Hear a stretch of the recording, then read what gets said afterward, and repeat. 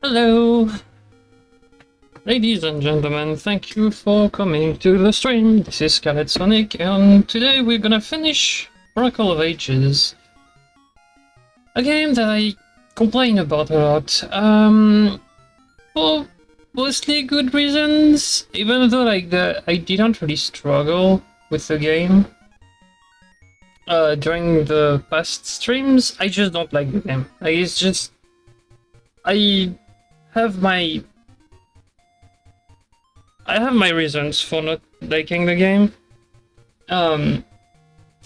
Because while sure, seasons also changes the map a tiny bit each time you change seasons, it's at least the same map. Like you're on the same map, it just changes stuff depending on spawns some sprites and stuff. So it's comprehensible, right? Like it's understandable how it works, and you don't have to think about it for 10 minutes. Here, though, each time you swap maps, at least at the start of the game, because once you save Nairo, you have a song that allows you to just change the time period anywhere you are. So from this point on, that's fine, because you can see the changes on the map directly, but the maps are different. At the start of the game, though, you don't see the changes of the map straight away, because you teleport in the past using portals, right? And then you teleport back to the present, at first also using portals that are on different spots, that they are in the present, so that does not make sense, for starters. And then you can also teleport back to the present with a new song you get after D3 going for D4. But then again, that song also only goes from the past to the present. So why do you have that kind of back and forth? Even though like it's only in one way. Well, sure, it would be a bit too spoilery and OP to have the song Nairo gives you after D6 for freeing her before D4. That would be very bad. At least it would be more understandable. Also, the fact that you have to menu each time you use the harp, I don't like it, basically. But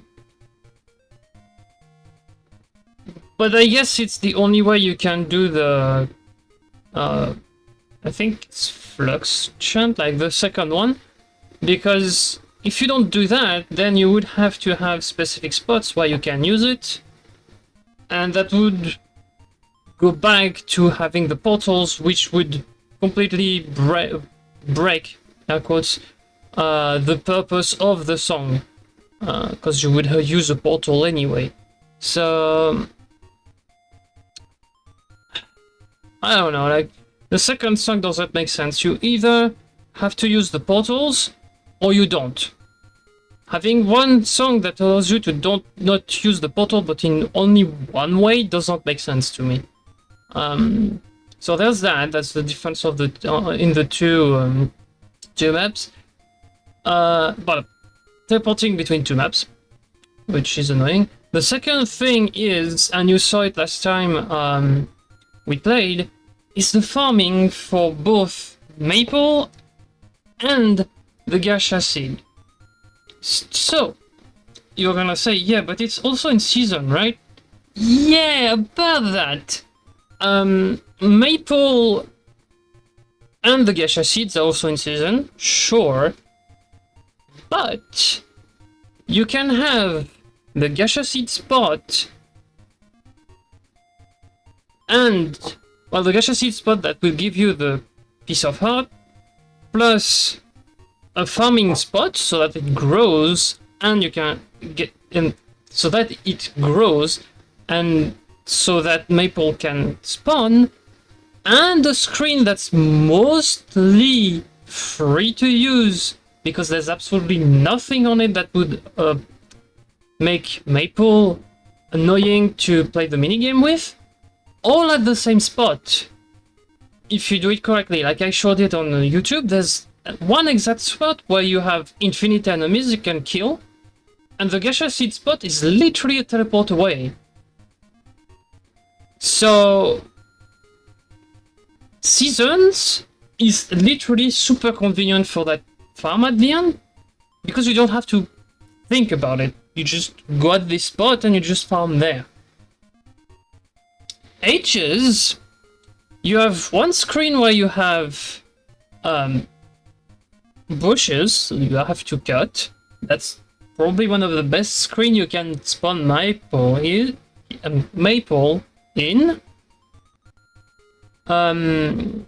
The spot where you farm your enemies is annoying because you have to go through multiple floors to farm the enemies efficiently.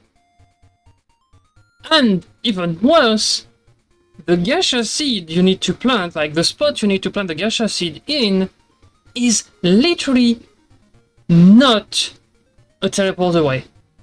What you need to do to get the gacha seed spot is port back to the present, then teleport, then port back to the past so that you can check the gacha seed. It's super annoying. So when you have a mechanic that kinda doesn't make sense, at least between D4 and D6,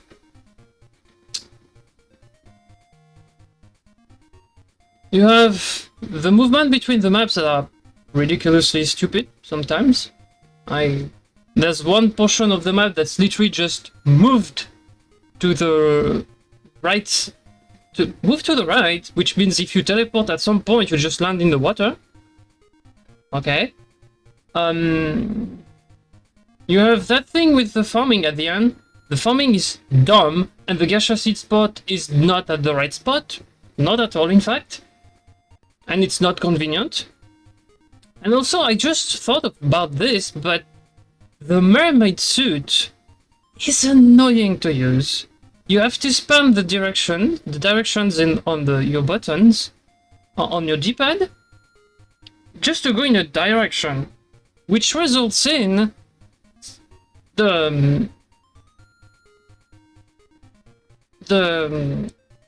which results in something I like to call the angry solve solve with accords, but the angry solve of Jabu Jabu's Belly, Dungeon 7, which as soon as you get underwater, like, it's just why? You have like holes you have to avoid, but the fact that you have to spam the direction button to go in the direction you want already makes it hard. Do that on conveyor belts, basically, because it's water currents, but they just push you in a direction. And you have a spot where you have fun. Especially when your D-pad is just bad, which is the case with mine on my controller. I keep coming back to this, but my D-pad is kinda bad, I don't know why. It's maybe a bit old, that's why it's bad. Yeah, like, you get to that spot and you have to switch controller, basically. But what if you're playing on Game Boy, right? If your D-pad is getting dead, right? It's getting dead. It's dying. Like you can feel like your D-pad is not reacting the same way. How'd you get past that spot? Also, it hurts my hands to do that. Like spamming the button. Like it's just blah, blah, blah. It's already not fun enough when I have to spam the buttons in the intro of Pokemon or whenever there's a lot of dialogue. But at least I can do it with the two hands, because while the dialogue is going, I don't have to use the D-pad, so I can just press A and B really fast with the two hands and have my two hands work, right? Here, I don't need to use my hand, my right hand, basically, the thing with the weapon, but I have to spam with the direction buttons, which... Why? I mean, you're not using B. You're not using B underwater. You're using only A. So why don't you just spam B when you cannot swim up? When you're in a zone that you cannot swim up to? Why B wouldn't be like a go fast button? I don't know. Like, or at least maybe not not spam B, but just press and hold B just to go fast. Like it would be easier. But okay, like that's some of my gripes with it. Like it's not all of them. Like the final boss that's coming up as well is I won't talk about it. We've seen most of the tower, but there's a puzzle at the end of the tower which we already saw with, I think it's the 8 in Seasons, but the puzzle in Seasons is way easier to understand. You can get lost a tiny bit, but it's way easier to understand. At least for me, it's way easier to understand.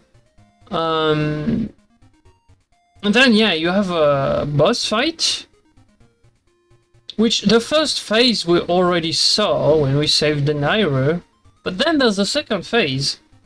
Well, I'm not gonna spoil it, but it's super annoying. Like, Onox last time, I struggled against him because I was trying... no, not on the stream. If you checked my YouTube videos on the fight, you will see that I struggled against him because I decided, in my infinite wisdom, to play it without the red ring, because the red ring is just destroying him completely. So I decided, like, on YouTube, I would play the fight fairly, and I would play it without the red ring. Until it took me like 5 tries, alright? And I was like, okay, I'm done with that. I'm gonna show you the fight with the red ring. And as soon as I put the red ring, basically, like, it just destroyed him, no problem. But, yeah. So that's point number 1. Onox is not annoying with the transformation because he transforms once. And that's it. Veran has like 4 forms, I think, once she transforms. Why? Like, just stay in one form, that's enough. Or at least, don't do it randomly. Like, you just poop a form, you take, like, I don't know, 5 slashes from this level 2 sword, for example, and then you change form. that would be good. It would be long, but good. Here it's not like that. Like if she wants to transform, she will. So yeah, that's annoying. That annoys me. It annoys me a lot because it's not consistent. Also, I think one, maybe two of her forms are not like it's not obvious what you need to hit them. If I remember correctly, and it's not even like there's one in particular. It's not obvious that the item you need to hit her with will work, because if you try to hit her anywhere but the weak spot, it doesn't work. You're gonna say, yeah, Onyx does the same thing. Yeah, sure, and you need to know that you need to hit the gem. But once you know that, you know it's sword, you need to jump, hit the gem. Like, it's fine. Here, though, like, add to the fact that that particular form of hers I'm mentioning jumps around and leaves behind a trail of, I don't know, lava? I don't know, you'll see. Like, it's just why? And then there's another form where she just flies around. I don't even remember if the sword hits her there on this one. But yeah, like, it's not obvious sometimes what you need to do to hit her, and it's just not fun. While Onyx, you could say, had two forms, air quotes, in his first fight. In his first phase, his first big phase, and then he only has one. You could argue that because he uses Din as a shield at some point. Varan only has one form on the first phase, but has 3, 4, I don't even remember the number. Like, she has like at least 3, maybe 4, don't quote me on this, forms for the second phase, which, why?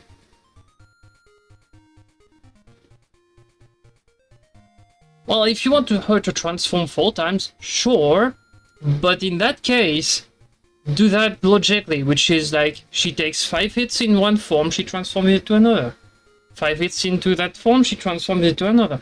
Like, do it by stages, not like, oh, she wants to transform, she will transform there. Why? If you want me to slash her 15 times, and you have like 3 forms, do it like this. 5, 5, 5. That's easy. Instead of just like randomly transform her and do nonsense, do it like that. And let me try to think about what I can do to hit her, other than just having the sword equipped, while she's in her form. Sometimes you just don't have the time to just test some stuff on her, and she changes form, so you have to redo everything. Like, why? Like, so yeah, like, so the farming not being convenient, the swimming mechanic sucks balls, honestly, and the final boss is not fun.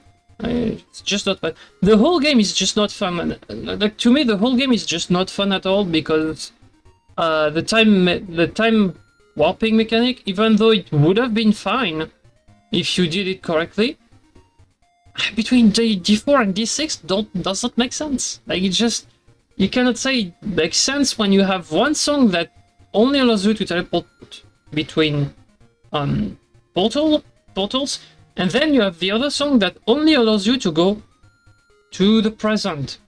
Only this. Like, you either have to have one for the portal and one for anywhere you want at any point, or just the one for the portal. Like, you just don't get anything. That's the thing here. I don't know. Also, yeah, another gripe I have with the game, another one, is that D6, which is, I don't remember the name, but that's where you get the mermaid suit. D6 has you have to travel between present and past. And you've seen me do it, and I get lost every time.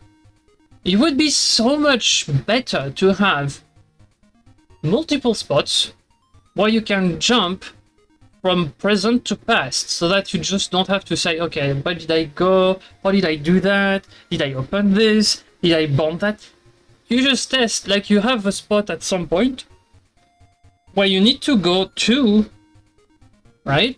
Like in a room where you can just go back to the present or go back to the past so that you can advance. That would be 10 times easier than exiting the dungeon, teleport out from out the dungeon, then teleport back in. You can put portals on maps, so do it for the dungeon and just teleport from, I don't know, like map 265 past to map 265 present. That would work. But yeah. You don't have that problem in seasons because the seasons don't intervene at all in terms of gimmick in the dungeon. I think there's one dungeon that has a spot where you need to go to winter, but there's a stump right there for you to use. And even then, I think it's just an optional thing. I don't remember exactly, but yeah, like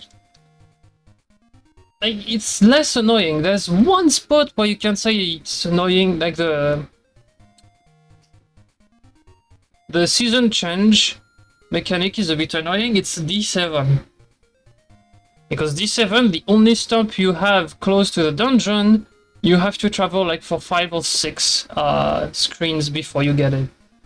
So yeah, you have to know that, oh wait, there's this happening at this point, at this season, so I need to get this season on so that I can go in there, and then you need to change the season again by having a shortcut. Like, it's the only spot where it's annoying. The rest of the time, it's just fine. Like, it's not annoying like it was with D6 in Ages, because, like, and even like the example I took, like D7 in Seasons, right, as the annoying spot with the seasons, it's 10 times easier than in Ages, because, like, in Seasons at least, as I said, you don't change maps. It's the same map, there's just stuff spawning. Right, spawning and despawning depending on the season. So basically the map is always the same. And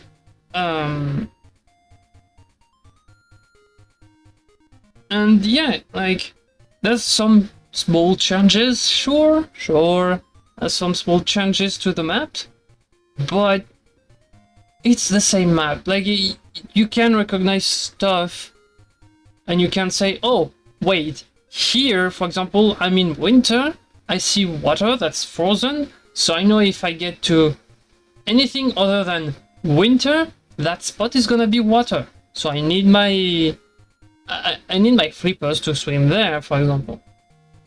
Sometimes it's not obvious that some stuff will happen in specific seasons, sure.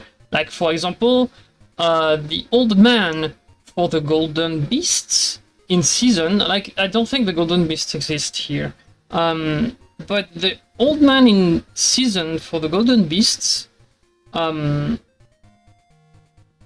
is situated somewhere where if you don't change the season to summer, you won't know it's there. But one, it's a side quest. Two, it rewards you with something that's very useful. And three, like, it's easy to just change to summer at this spot. I can't remember, but there's a stump close by. And you don't have to think about, oh wait, but I need to do this because I need to access that and this and that. That doesn't matter. Also, don't get me started with the Goron trade quest just before D6. It makes 0 sense. Like in terms of a scenario and like time traveling shenanigans, like it's 101. Like the first thing you have to do is get something from the present, I think, from someone whose ancestor gave the object, the item you get from that guy to that guy, but in the past his ancestor is asking for this item, which means someone has to give him the item in the first place so that it goes back. What, like, do you understand what I'm saying? It's the same problem you have in Ocarina of Time with the Song of Storms, right? It's the exact same thing. It's the exact same thing. At first, Link doesn't have the Song of Storms, right? So when he goes to the windmill, well, the windmill guy is fine, right? Now, in the future, like adult Link, in the future, he goes back to the windmill, learns the Song of Storms from the guy in the windmill that says to him, well, 7 years ago, there was a small child that played that song to me and made the whole thing go haywire. And then you go back to the past and play that song at this spot. But who gave this song to the guy in the first place?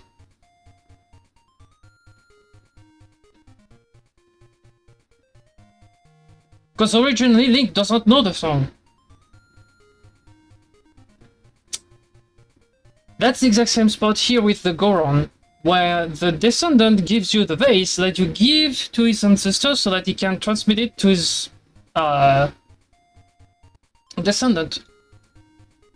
But where does the vase come from originally? Because Link wasn't there at first.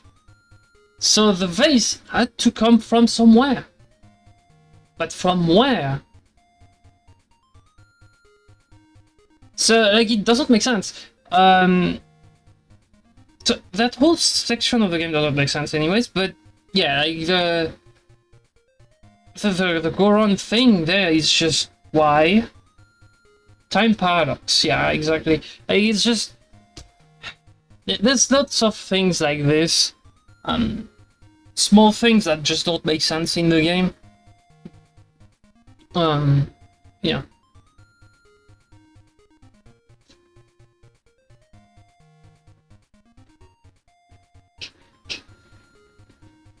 But I'm already almost done with it, so I'm gonna go for it.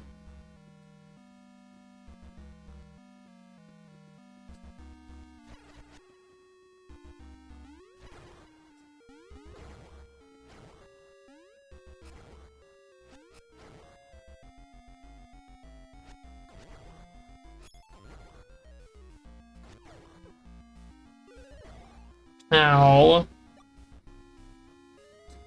But yeah, there's a lot of things I want to say about this game. That's just why.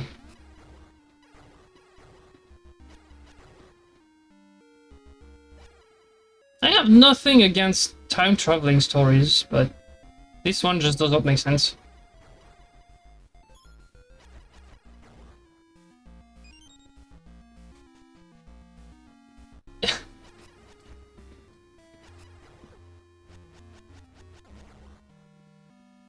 Another one that does not make sense is Dragon Ball Super's time travel arc.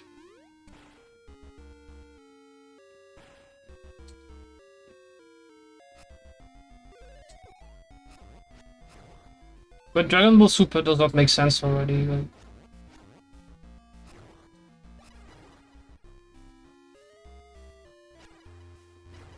there's a lot you can say about Dragon Ball Super that proves that, like, mostly doesn't make sense.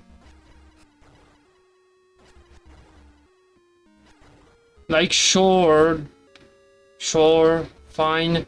You can say, like, this is blue, then is regulating his output power, right? That's the thing of blue, which is like you need to know how to canalize your power, right? So you could say like, oh, okay, well, he wasn't at 100% against Krillin, for example, when he attacked, when they were testing each other.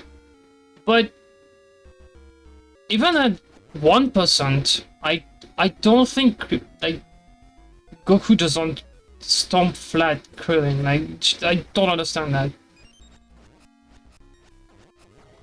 No disrespect to him. Like, it's just he's a fine dude. But yeah, like I don't think Goku wouldn't win handily against Krillin if he was even at 1%. Like, it just doesn't make sense.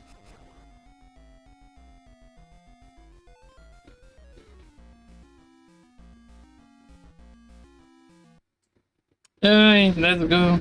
Time to finish that.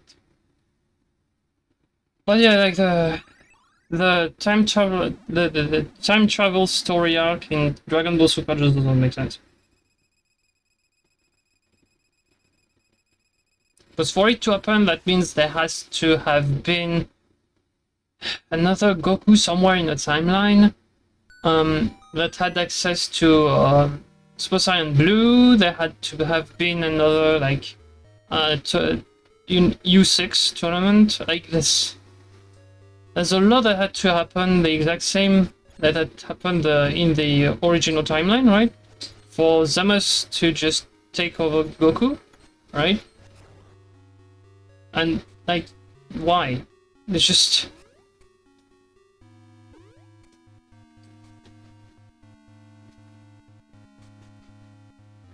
Why do I go here? I don't know. Ah!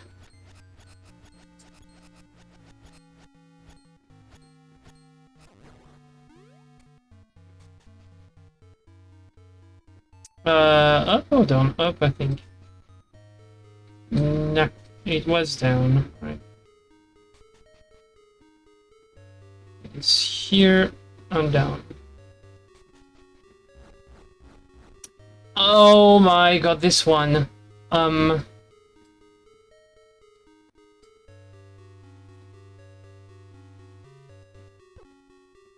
Please be all four on screen. Really? Where's the fourth one? Up here. They're supposed to disappear at some point, but... Okay, game? What are you doing? Oh, okay, there's one here.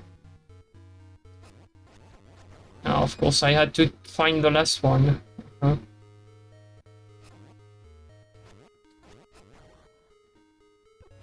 Ow.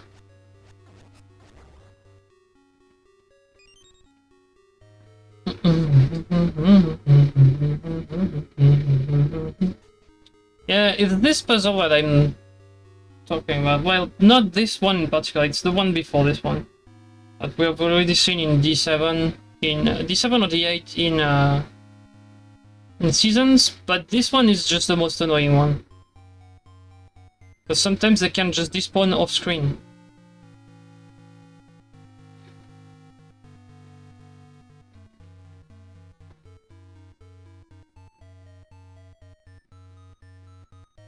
One, two, three, four. This one.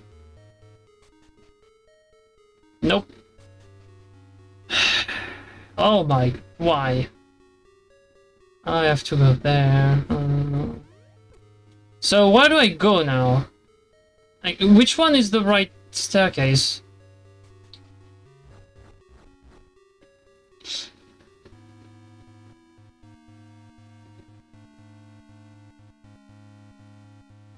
There's only one staircase. But which one is it?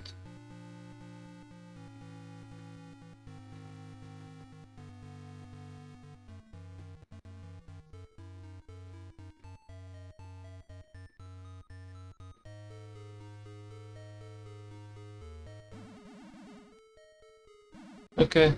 So it's this one, this one, this one, and this one, I think. Or this one, this one. I don't remember exactly. I'm gonna take second one. No, of course.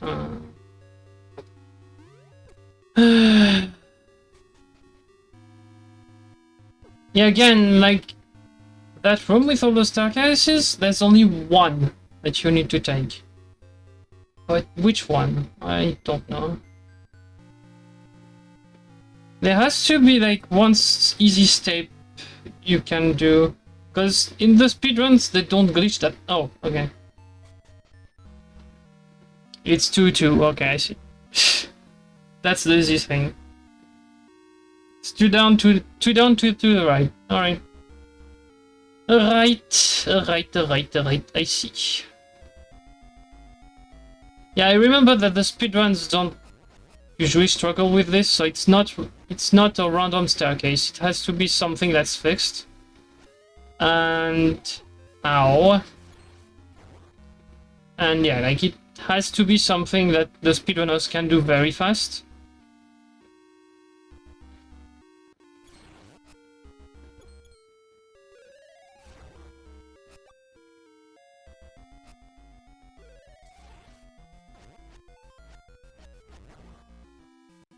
Yes, I know there's probably a fairy in the next room. Somewhere.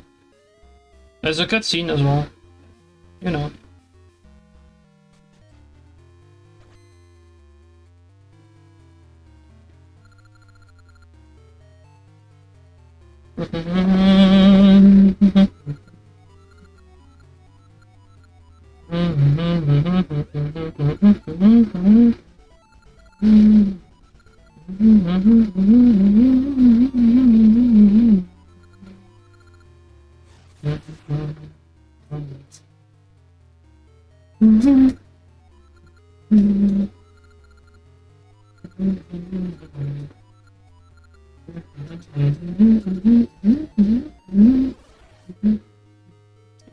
I said that, but apparently there's nothing.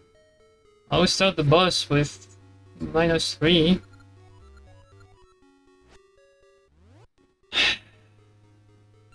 Alright.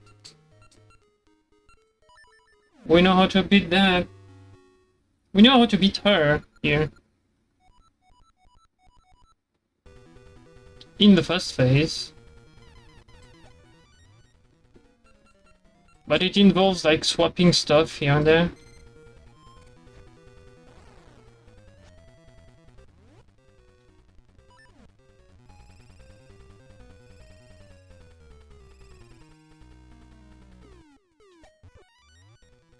Oh, and now she has this as well, right?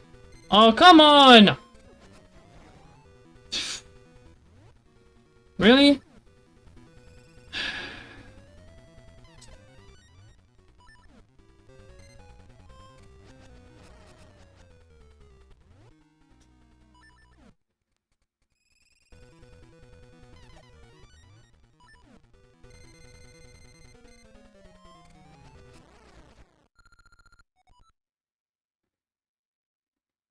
You call that a boss fight? Lol. Move.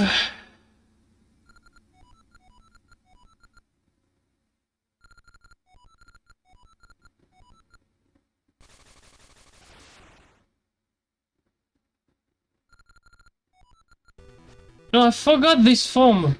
Oh. Totally forgot there was that. Do I need to do something? I just hit her with the sword. I don't remember. Ow.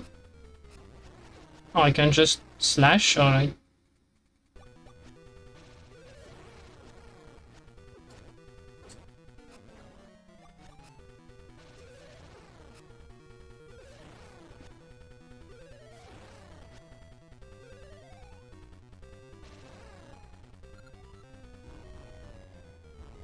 Go let a boss fight. Damn. Nairo, you shouldn't be here.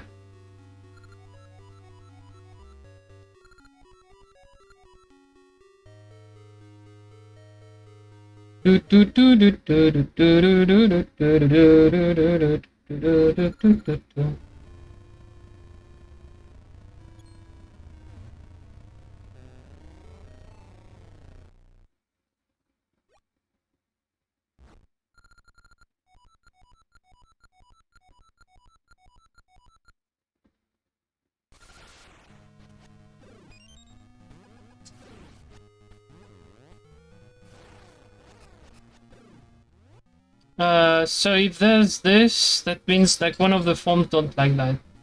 Yeah. So otherwise, what will be here?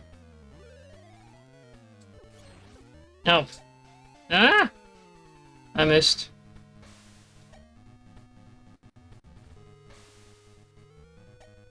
Can I keep missing? I stop missing. Not doing that. It's probably not this then. Is it this? No, it's not.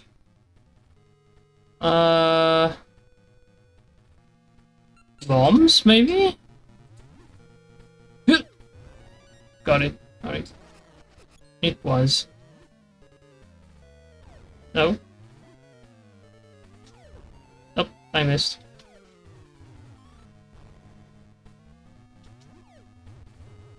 See, when I told you it wasn't obvious earlier. And even when you know that, it's just not easy. Okay, back to this.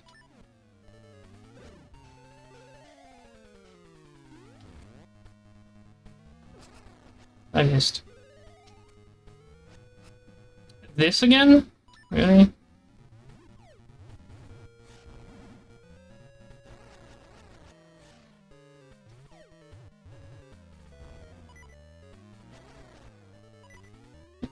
Okay. She's switching between two forms, which, okay. Cool. Got her. She has a bee form as well.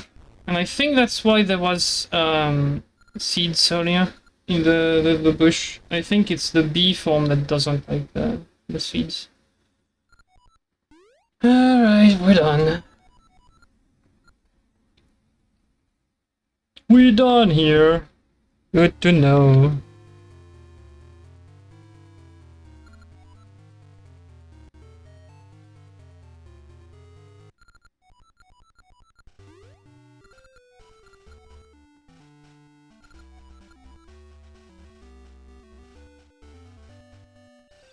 Yeah, there was literally just that to do left. Yeah.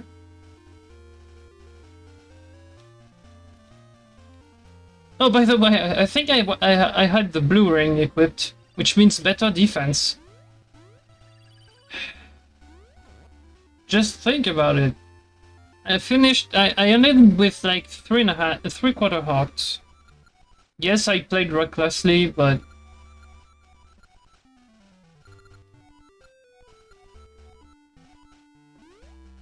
like the blue ring is useful as well.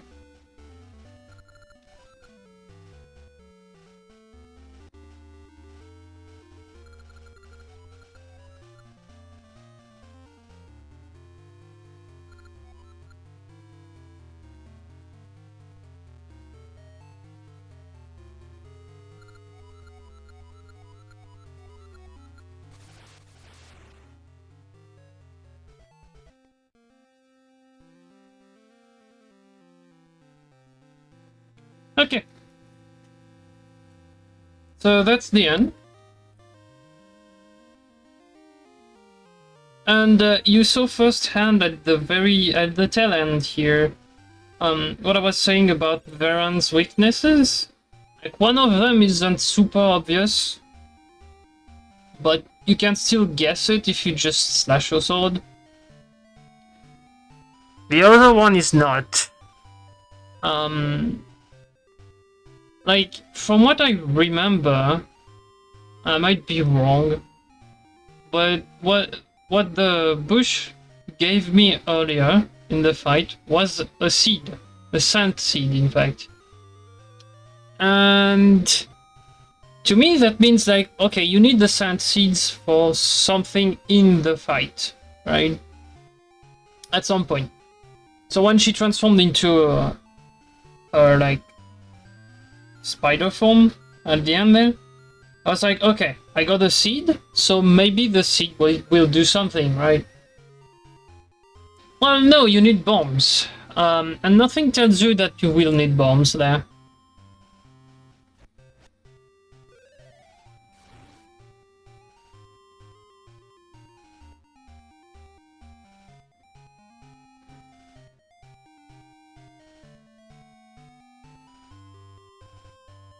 There's nothing that tells you that you need bombs unless you slash the bush again while in the phase and you get a bomb. Then yeah, you can guess like, oh, maybe a bomb, I guess. But other than that, like, yeah, there's nothing that tells you need a bomb. You could say as well, there's nothing that tells me that I need a seed or whatever. But, like, there's absolutely nothing that tells you need a bomb, right? That's dumb. And again, we didn't see her last form, which was the bee form. And from what I can remember, I think the bee form, you either need the sand seed that I got at the start, or you need to just slash the bee. Or you need both. You sand seed the bee to paralyze it and just slash a lot. I don't remember. But yeah, there's like the fight is completely dumb. I totally forgot about the fairy form she has as well. I was like, that 3-hit boss, lol. I forgot she had the fairy phase. Fairy phase that you can solve very quickly with spin slashes, so why even bother with it? I don't know. And as I said, like, the weakness for Veran isn't the same the whole fight. Like, at first it's mystery seeds, then it's just your sword, then it's either your sword, bombs, or something else. Like, it's not the same thing every time, whereas with Onyx, it's always slashes, different types of slashes, but it's always slashes. It's spin slashes for the first 2 phases, and just slashes for the last one. So Onyx is consistent, and you only need the sword and one other item that's just an addition to it that makes the boss fight a bit more like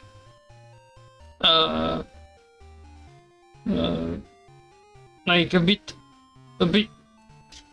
more gameplay oriented than just like mindlessly spamming the slashes. Then again, you can do it anyways on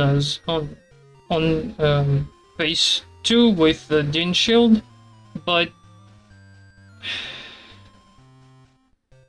like it's I don't know. I don't like the boss. I don't like the final boss of Ages at all. I just don't like it. But I don't like the whole game anyways. Like D8 in Seasons, the boss in D8 is only one phase. It's kinda long, has multiple attacks that sometimes you cannot really avoid, but at least it's just one phase, right? The boss in D8 in Ages has 5, 6, I don't remember, phases, and all of them use a different item, like all of them. Sure, you could say, well, it tests your level of item use, if you know how to use which item and when. But sometimes the weakness of the phase is not obvious. While, yes, if you try to slash the phase with the... Well, trying to slash the boss altogether is why. But if you try to, I don't know, throw a bomb at the boss, right, on the face of with the shield, you will quickly see that one, it doesn't damage him, and two, if you throw the bomb a bit too far in front of him, the shield will just close, meaning like you cannot damage him from the front. So you need to damage him from the back. The only thing that does this, the ricochet seed, right? Like the seed shooter. So, okay, that's obvious. Then you have the one with the spiky arms. How am I supposed to know that if I throw a bomb in his arms, he's gonna get damaged? Because if I throw a bomb on the side, and the bomb explodes, it doesn't damage him. So, it doesn't make sense that if I throw the bomb in between his arms, and he crushes the bomb, it damages him. It doesn't make sense, because otherwise you would be able to just throw the bomb behind him, and it would damage him anyways, because you would take damage from the back. So, here it doesn't make sense, because the object, the item you need to beat the phase doesn't work if you use it in a way that's different from the way you need to use it. Like, while yes, the seed shooter, if you shoot it at him from the front, doesn't hit him because shield, that at least makes sense because there's a shield in the way. Here, when he crushes with the bomb with the arms, it does the same thing as if the bomb was exploding in his face anyways. So why would him crushing with the spiky arms be any different from a bomb exploding in his face? That doesn't make sense. So that's one gripe with the boss. That's one strike against the boss. The second one is the first phase. You can kind of guess you have to slash the arms back, but like it's not a good one. It's not a good one. At least to me, it's not.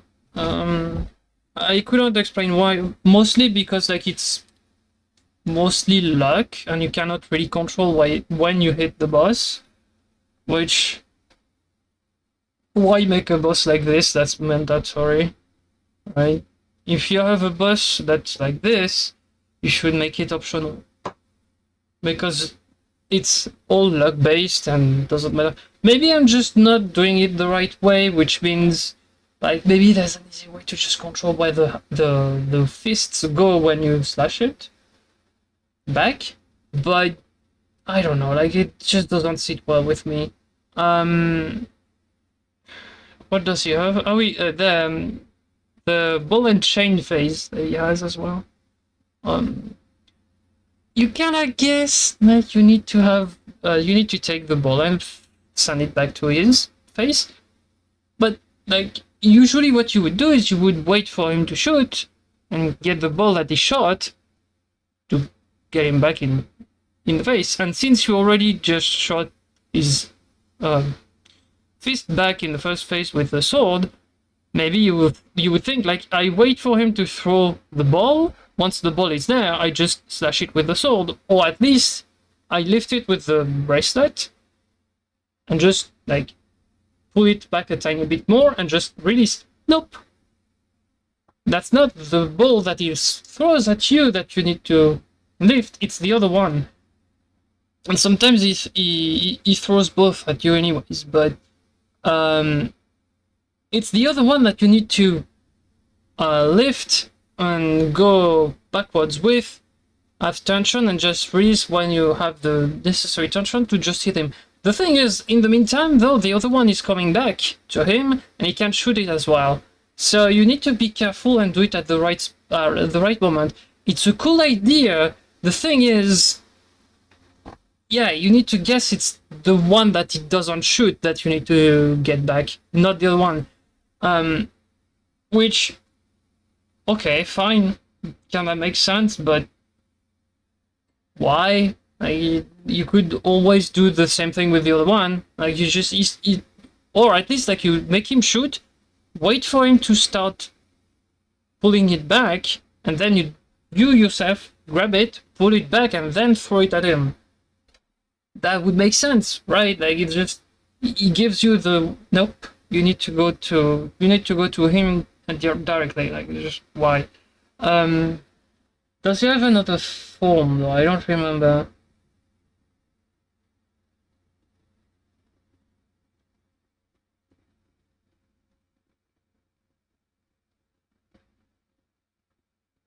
From memory, doesn't. I might be wrong, but yeah, like it's an annoying boss. I don't like to play the fight. Varen is in the same boat. Like it's way too long of a boss for what it is, and some of the weaknesses are not obvious at all. In fact,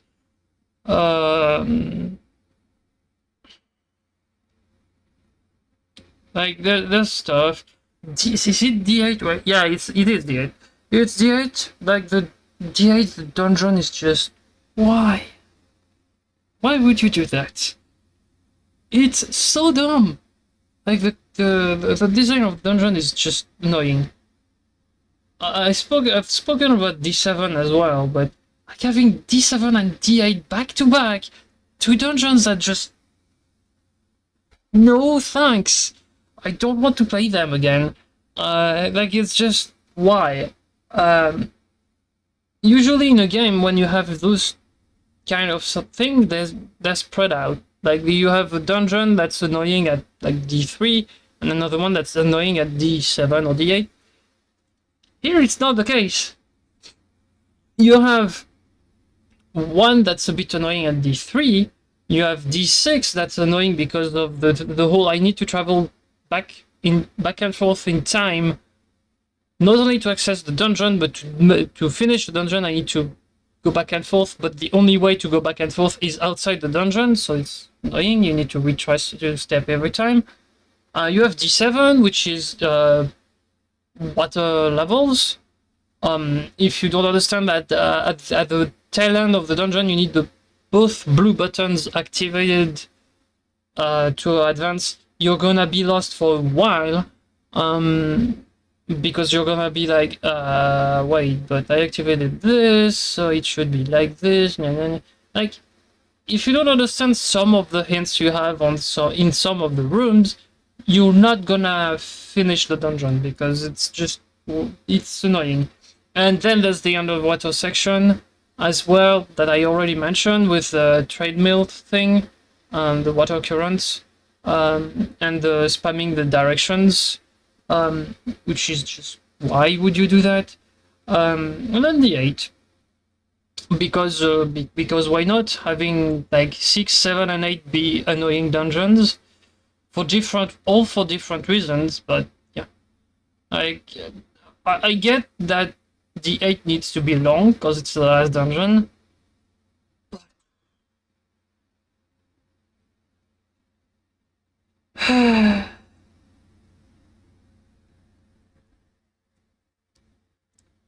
I do get it, but like that thing with the central puzzle, on the second part of the dungeon would work if you run into that just before the mini boss. Let's say, like you run into that spot, you get the first stone, and then you go to the mini boss. That would work because the mini boss is usually about 50% through the dungeon. So that puzzle would be started just before 50% of the dungeon was done. Okay? So that would work because you would have the rest of the dungeon to have time. No! No, you get the mini boss before that puzzle, which means you already passed what's supposed to be about 50% of the dungeon. When you get to that puzzle, which is super long to do as well, like it's, I don't know, like. And also, like, I would have put the teleport somewhere where it's convenient. It's not. Like, where it is in the game is not convenient at all. At least to me. If I remember correctly, like, the mini-boss teleport is not convenient at all. But I might be wrong. I don't remember. But, yeah. Oh, by the way, I need to screen cap this. I'm gonna need that for later. But yeah, like it's why? Why would you do that? It's the same idea, right? It's well, and don't get me started with the fact that they spam spinners all over the place. It's just why. While sometimes you could say the spinner is completely useless, like you're like, why is it there? Why did you make a spinner there? That doesn't make sense. Because I could just do that boop, here, boop, here, boop, here. Like, I could just do a full turn.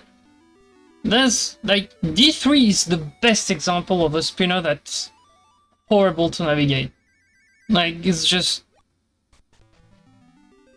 Like, what I don't understand is that they have a perfectly valid spot for a spinner to be, for a way to present a spinner so that it's tutorial spinner in D6, where there's a spinner but it doesn't do anything basically.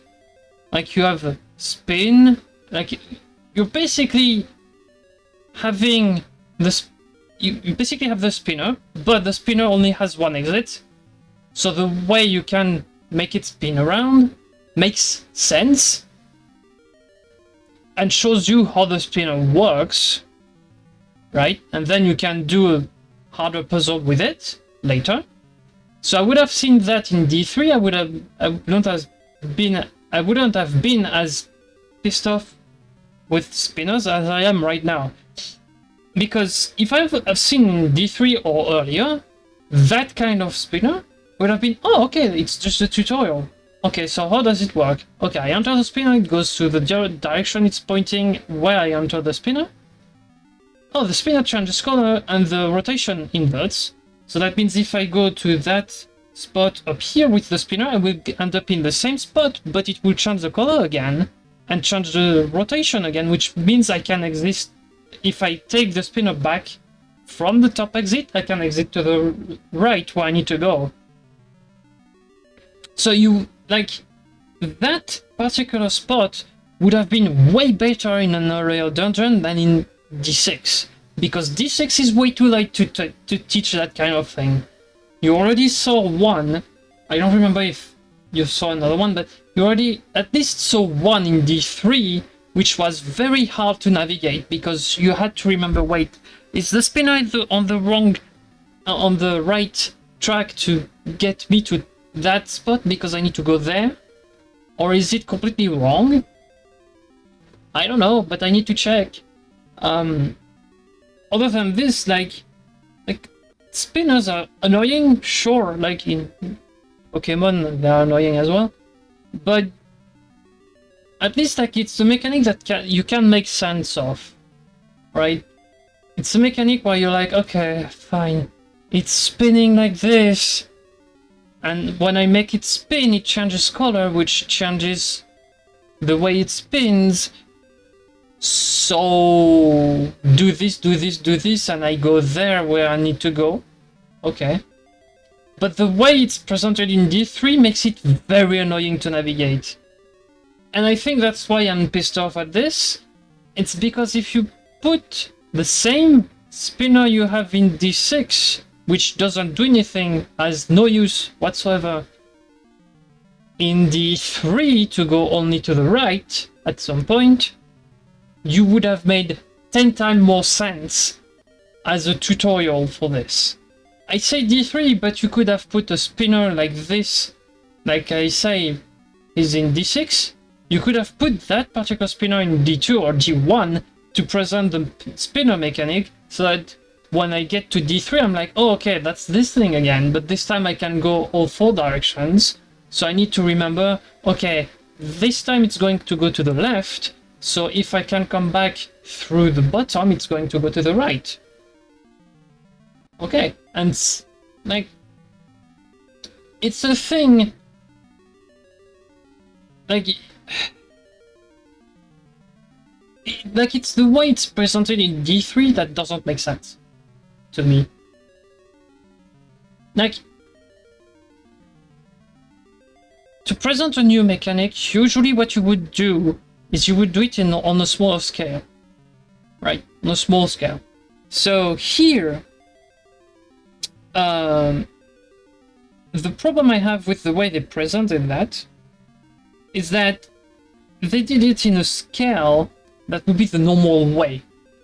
Like, if you had already seen the mechanic of the spinner earlier with a more condensed version of it, that's the way you should present the first real puzzle with a spinner. If I saw a spinner in the style of D6's spinner, where you just have one entrance, one exit, the other two directions are only there to just change the rotation of the spinner so that you can get to the exit, I would have been less pissed off at the spinner there, because I would have been like, oh, okay, I remember this, because that thing I've seen, but I've seen in a limited capacity. Now I know just from visual, but I know that this thing can go in 4 directions, basically. Right? But what I've seen in like D2 or D1, whatever, whenever you want to introduce it, the way it's said, is that each time you take the spinner, it changes color and changes rotation.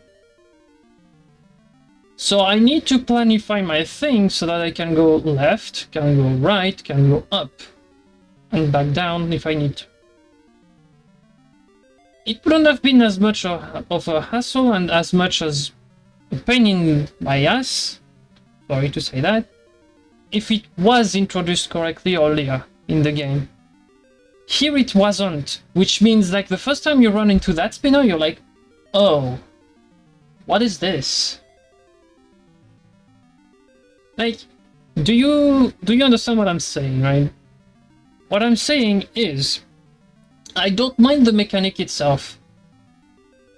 That's fine. Like, the mechanic itself is cool, I guess. Like, it's okay at least. It just limits you in which direction you want the player to go. Right? It limits the directions of the player. So, I'm fine with that. If you want to do it like this, cool. I have no problem with that. What I would do though is I would present the mechanic with a puzzle like the puzzle in D6. I could show you D6. I don't remember if it's in the past or in the present though. But it's near the end of the dungeon where you have that spinner which does absolutely nothing other than just waste your time. But that would be a perfect example of a tutorial for that mechanic. Something that you would need in D1 or D2 before plopping a full-blown spinner that you need to use in D3. Because it would have introduced the mechanic way better. Okay, let me check secrets here. Hello? Do you know? No. That's the thing we got at the end, yeah. So we only have this, yes. Alright. Now we can check on secrets and stuff. The first thing we can do is go check I think it's the red snake. I will give us a secret here.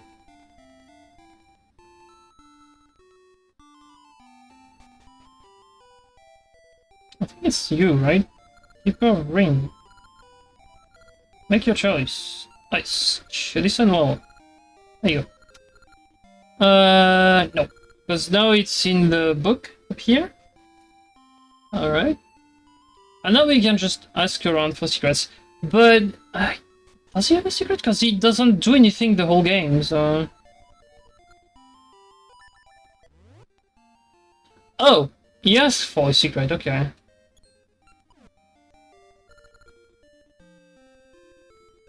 He just asks for one, okay.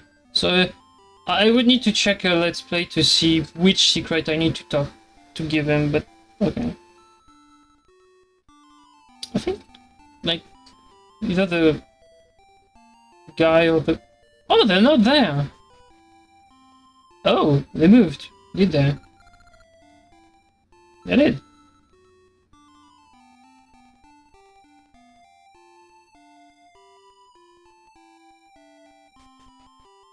Oh, he moved as well. Wow.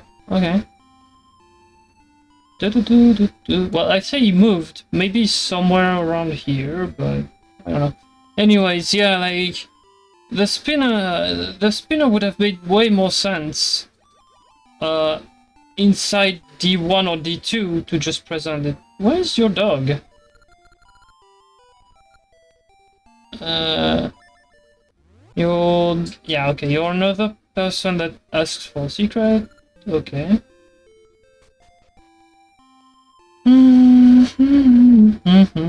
Anyone down here?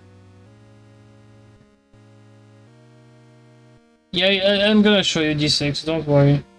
But yeah, like the spinner in D6 is a very good example. I don't think we can access this, yeah.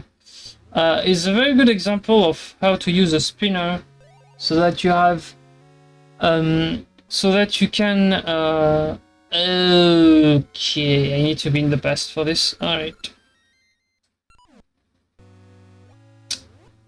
Let me use this. I need to be in the past to just teleport to the right tree, but yeah, that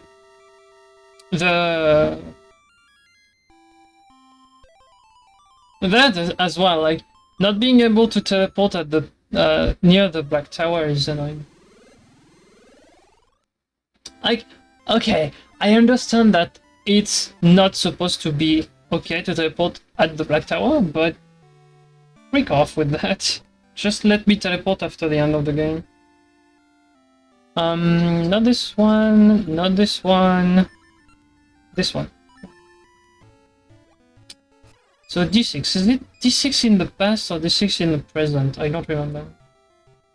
With the spinner. It might be in both, to be honest, but I don't remember.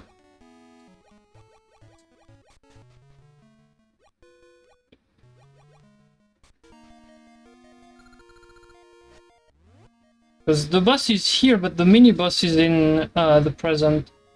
I don't remember where is the spinner. Oh, I do remember. I think it's up here. Right? Oops, I have something I don't want here. I think it's up here.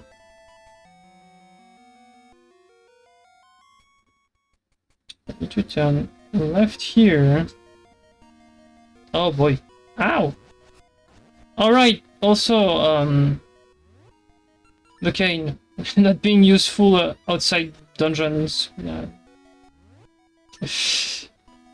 There's a lot of things I can say about the game. Like, you're giving me an item that I cannot use. It's not that I cannot use it. It's just that I won't use it outside of dungeons because it has no specific function outside dungeon. Like, I don't have any puzzle.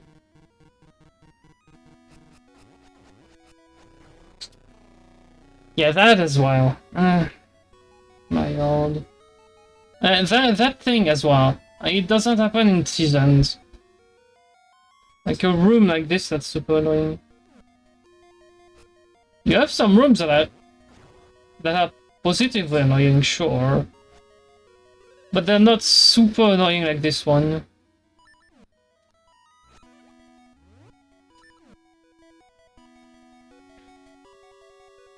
Stop it, it's difficult. Yeah, it is difficult. It's hard, sure. But is it hard fair, or is it hard not fair? Well, if you know how the enemies work, it's fair. Yeah, it's not.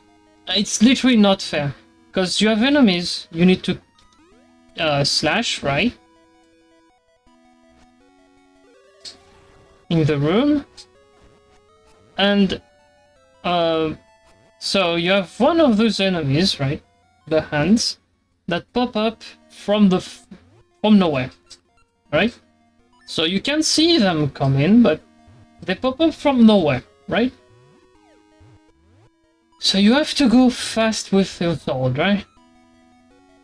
But now you have these guys here. if you touch these guys, you have a certain... There it is. You have a certain amount of time where your sword is just unavailable. You cannot use your sword.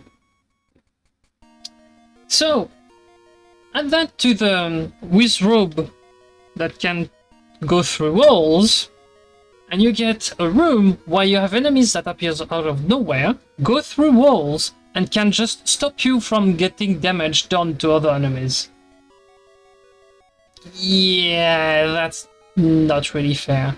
Also, that those red enemies there in the room before this one, yeah, no.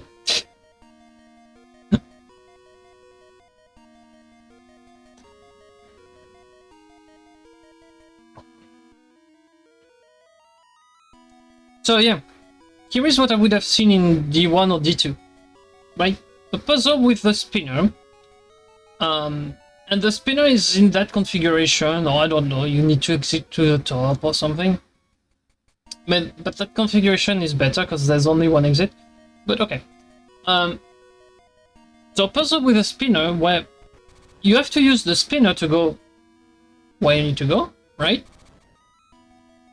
But the mechanic is introduced the right way, which is, you see the arrows? Well, you can guess where it goes, and when you take the spinner, it changes the rotation thing, right? So now you know you need to go in again, and you can exit. So that tells you straight away that the spinner here, if you cross it somewhere else, you will need to have access to both the top and the left before going to the right.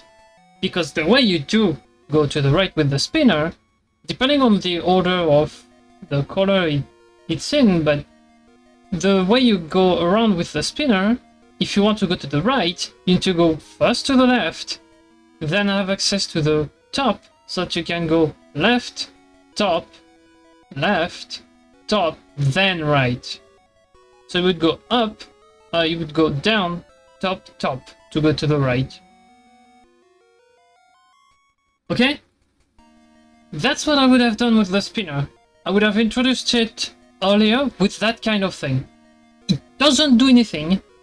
At the very least, like, you could put a chest here, saying, oh, good, like, you have 20 rupees, whatever. But I would have introduced the spinner with this, right? So that you need to go to the left, you need to go to the right, right? But the spinner is popped in on the red here, so that when you get in, it pushes you to the left. So you have to have your spinner in the right configuration so that you can pop up to the right. So what I would have done is, yeah, the exact same puzzle here. Or you could pop it up on blue and have the puzzle mirrored, right? Where you just blue, go to the right, top, go to the right, top, go to the left. You could mirror it, yeah. It would work as well. So, like, I would introduce the spinner like this, because that's a very easy way to introduce the mechanic. The way they introduced the mechanic in D3 is what you would do if you already presented the mechanic in a dungeon earlier, or in the same dungeon, to the player in an easy to control environment. Which means there's no rooms in between the rotations. So that the player can reflect on, okay, so if I want to go to the left, from here, I need to either spin once if it's on blue. No, if it's on red, I need to spin once. Or if it's on blue, I need to get it to red so that I can go to the left, right? So I would have introduced it like this. Honestly, that's what I would have done. That puzzle has nothing to do in D6, to be honest. That's not even a puzzle. You just spin around 3 times and you're done. I would have introduced that in, like, I would have done that same exact room, minus the water down here, but that same exact room in D1 or D2. So that you have an easy way of saying, oh, okay, well, that thing here spins like this and like this and like this, right? But it's easy to understand how it works, because it stays on screen the whole way through. The way they introduced it in D3, you spin once, and then it gets off screen. So it's hard to understand how it works, basically. Like, it doesn't get off screen immediately, but you know what I mean. Like, you would have to remember that, oh, okay, I need to go back to the bottom one to go to the right, or whatever. Like, or if it's on red, if it's on red, I can access the top route if I come from the left, or whatever. Like, but the way they introduced it doesn't, like, to me, doesn't work.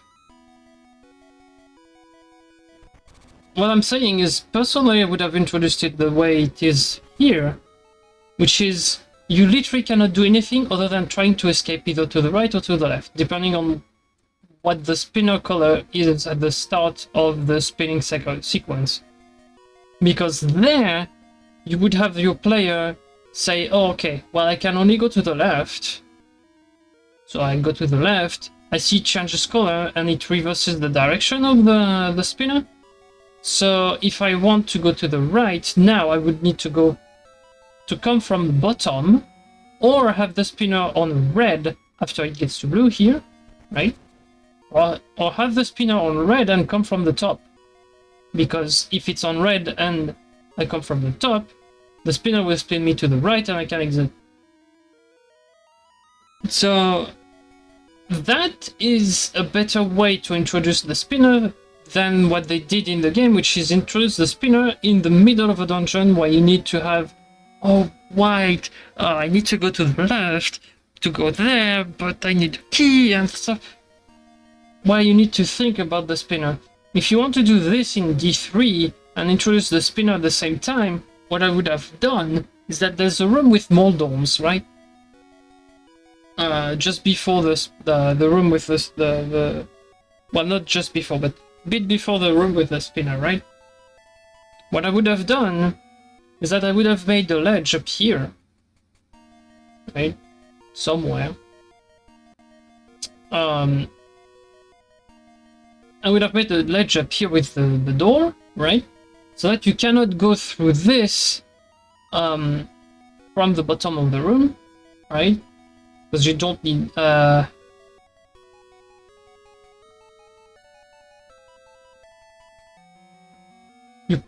you do need to come from the left, yeah. At some point, if you want to go up, yeah. But, whatever. Or, I don't know, like I would have made a key block, right, for the ledge. I've put a key block on the ledge. So that the first time you go through this, you just cannot go through the ledge here, but there would be like staircase, key block, right? So basically the same as a door. I could put a door up here.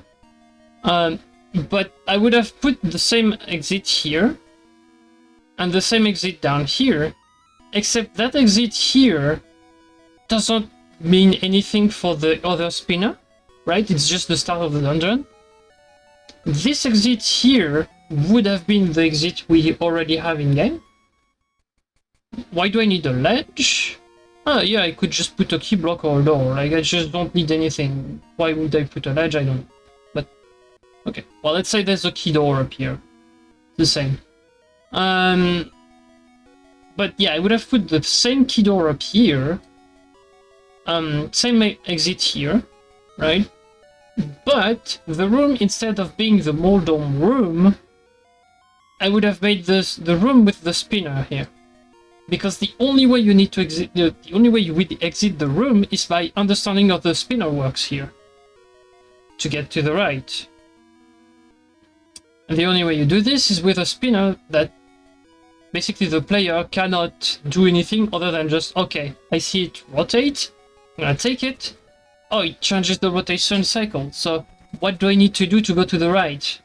well, I need to do this, this, and this, and this. Okay, fine. And it would have introduced the spinner, and the player would have had the spinner in mind, and then they run into the D3 spinner, right?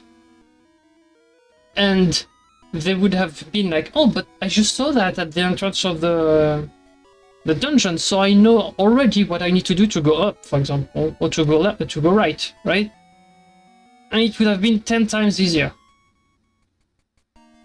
And you, like, maybe you would have had people say, oh, but you know that spinner at the start doesn't do anything. Like, it's just... But what you need to think about is level design, right? You can have stuff that does nothing in terms of, like, puzzle or stuff. Like, that doesn't do anything. What is it doing just before the boss? Nothing. Waste your time, right? But you could have that thing here in D3 before the normal puzzle with the spinners, right? And make it make sense. You could even put an owl statue here that explains all how the spinner works, right? I said a chest, but like you could have an owl statue up here that explains you how the spinner works, right? Yeah, like something like the what would the hint be? Something along the lines of red goes clockwise and blue goes counterclockwise, like, or red goes to the right, blue goes to the left, or something like something along those lines. Like, just explains how the spinner works. Either this, put it here, or put it like just move the blocks here and put the statue literally at the entrance of the room. Like, it would still work. But then you would have the thing, which is you have a tutorial spinner plus the statue that explains how that works.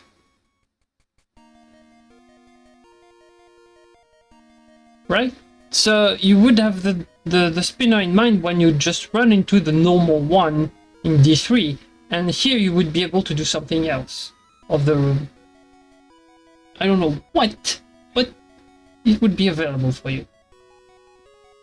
But yeah, I would have made this one go to either D3 or before D3, like in D2 or D1, with an owl statue that explains how that works.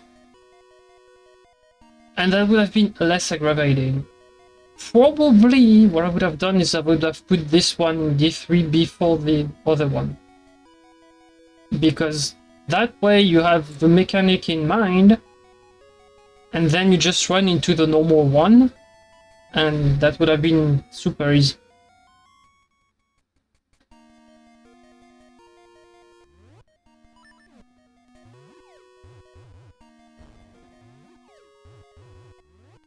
That's my way of seeing things here. Oops. Yes, I know, the cursor is in the way. But yeah, like the way they did that, they did it backwards, I think. Like, you don't introduce you don't introduce a new mechanic with a hard puzzle attribute. Usually, you would introduce the new mechanic with something easy.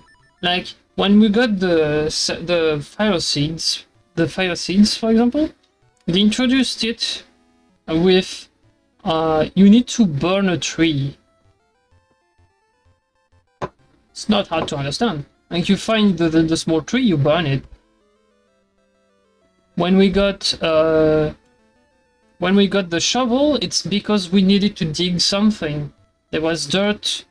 We needed to dig to access something. So you got the shovel, and just with where the shovel was, you had that same kind of dirt patch that you needed to dig out. So instantly you were like, okay, I need to use the shovel to dig this. Oh, but wait. The thing I need to access right now was blocked by that kind of thing, so I needed the shovel to do this. that's all those kinds of little things that just add up. In the grand scheme of things, the way they introduced this could have been better. Honestly, I don't even remember if there was a puzzle with the thing. Straight away. Like, sure, you had the boss to play with, but like, I think there wasn't an easy puzzle with it. Like, what you need is a puzzle that has an obvious solution that's very fast, and that makes you understand how the thing works. For example, bombs. Oh, I see a crack, I use my bomb, boom.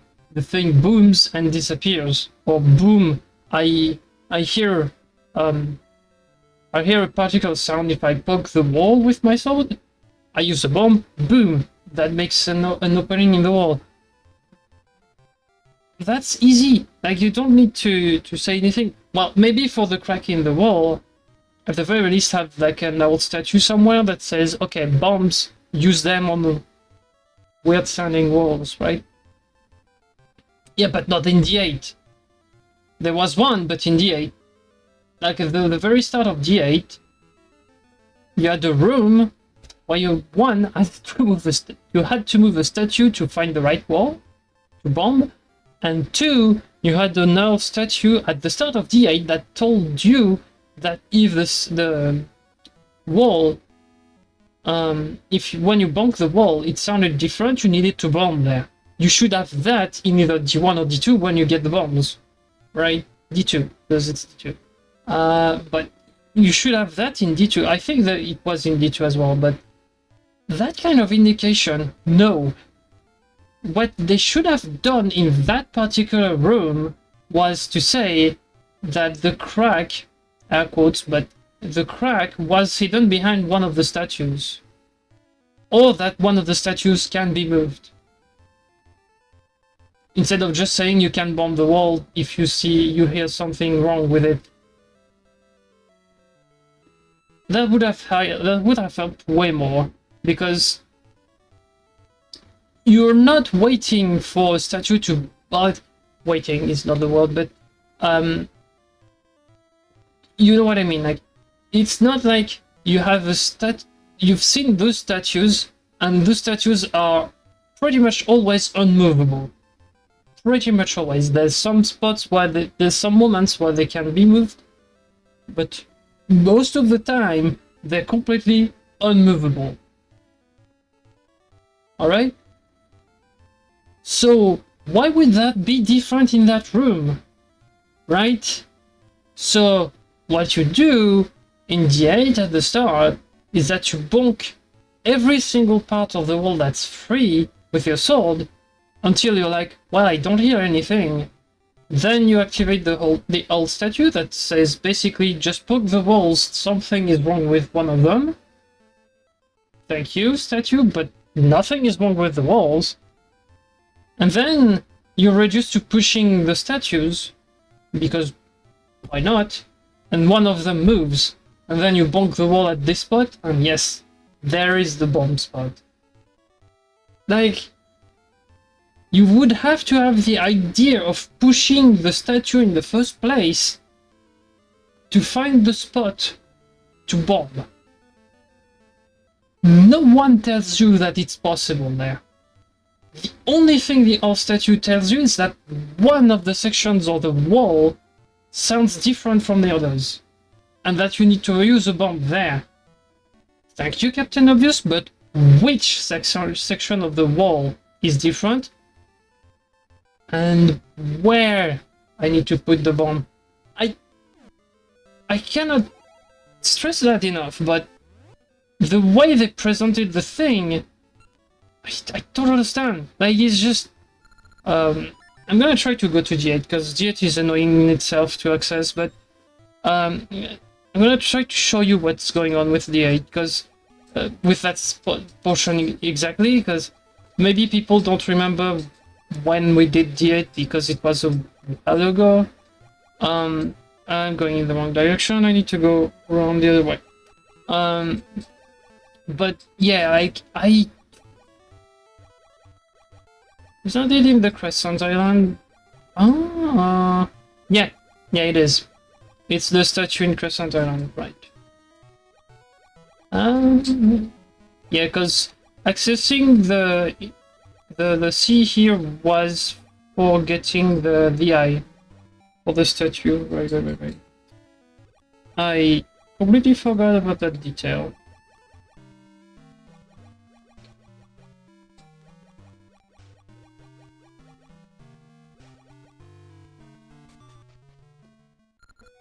Courage, power, wisdom. Oh, right, there's that puzzle as well here. Oh boy. That annoying puzzle.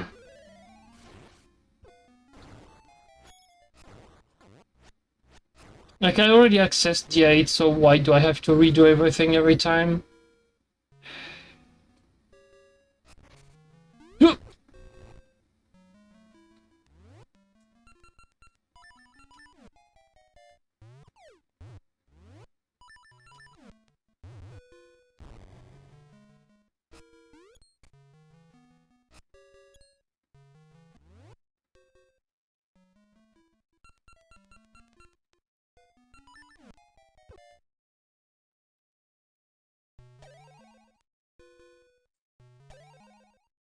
Well, I can't hit them now. Nice. Okay. Yeah, remember this? I do remember there's like two jumps I can do. I don't remember what they are exactly though. But there's 2 jumps I can do to go faster.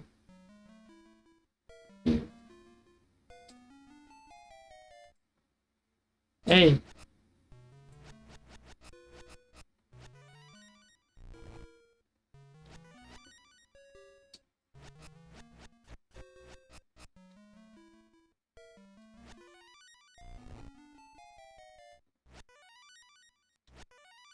Okay, not here. Not here, but we know that there is ground, so... I hate that game sometimes. So I can go to this, to here, jump here. Right. What's up here? Down here is a hole.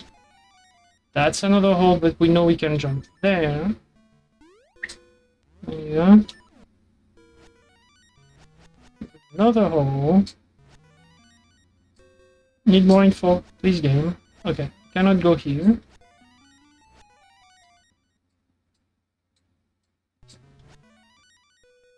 There's a block there. Alright. Can go here. Okay.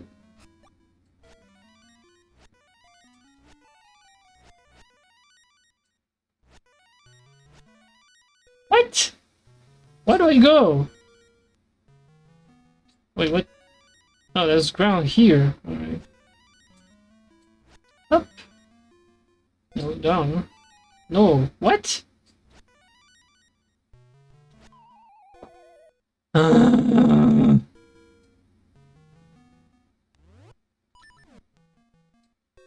One here, right? Yeah.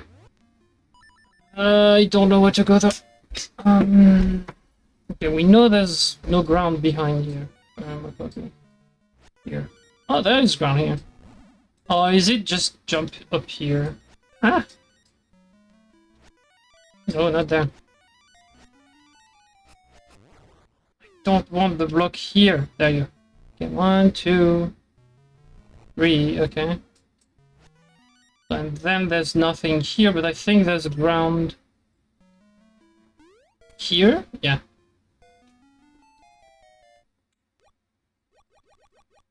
Yeah, you heard me groan. Like, that's not a puzzle.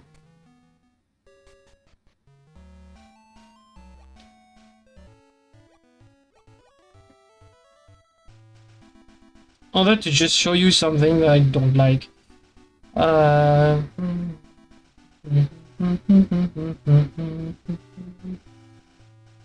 Like, there's 2 things in the 8 that just grinds my gears. The first one is pretty early in the dungeon, I already mentioned it, so I can show you. The second one I cannot show you because you would need to experience the full puzzle for this. You can experience it at youtube.com/Scarlet_Sonic. If you're not there, what are you doing? Just go subscribe to the channel. Yes, I know, sometimes I forget to post video there, but they come at some point.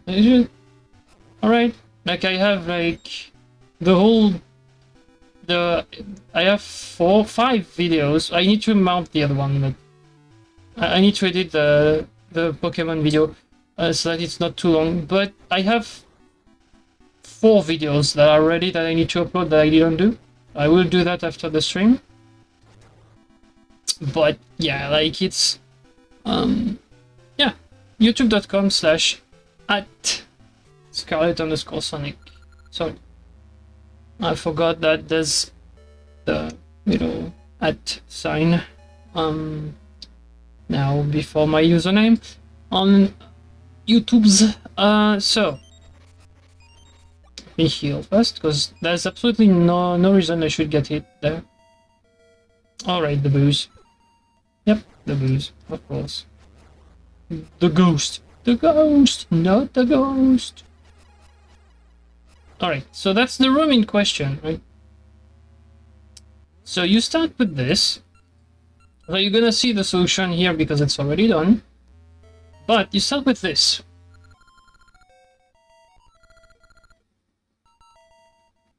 Right? Open your ears to the sound of a sword against the wall. So basically what he's saying is you need to bonk the wall with your sword until you hear something different.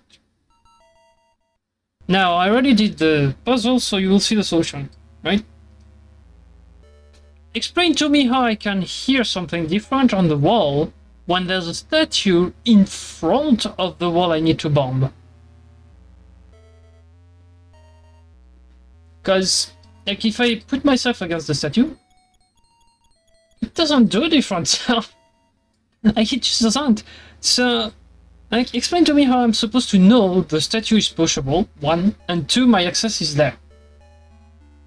If anything, there could be, like, that statue can be pushable, or that one as well. Because if you check the map of the dungeon, if you have the map, you will see that there's an access to the left here. So you're like, okay, wow, at least I don't have to check the right side or the top side of the room, because the only other exit other than the one that I just took is on the left. So I need to check the left wall. But once you just bonk everything, right? Just bonk everything, and you don't hear any difference, right? You're like, okay. So he said to listen to the difference in the sound of my sword makes against the wall, right? There's no difference. So you come to the conclusion that maybe one of the statues is pushable, because otherwise the puzzle doesn't work, right? So maybe one of the statues is pushable. So you would start probably with the bottom one, something like this. You would see that the bottom one is just not pushable. Try to push the middle one. Middle one is not pushable either. Okay, well, if there's an access, it's up here. Would you look at that? You can push the statue, but you have one chance. You have 33% chance to just run into the statue the first time and move it the first time. If you don't know the puzzle, or don't remember the solution, you're gonna run around the room trying to find the exit. And 2, nothing. I can't stress that enough. Nothing shows you that that particular statue is movable. The sprite is the same. Everything around it is the same. The only hint the owl gives you is to plonk your sword against the wall, the wall. Well, one of the walls, but the wall, and hear for different sound, which if you do that the whole room, there's no difference in sound. So that means currently in the room, there's absolutely nowhere where you need to bomb. So that means the access is it's behind one of those 3 statues, and I don't remember if well, you start without the map, so that's an obvious thing. I don't remember if the map at the start shows you that the exit is on the left. Because if not, then yeah, you have to plonk every wall. Once you're done with this, you have to push every statue that's against the wall to see if there's something behind it. And you have 6 statues against the wall, only one of them is pushable. So, from the start of the room, it's 1 in 6 to find the right statue. Because nothing tells you it's this one.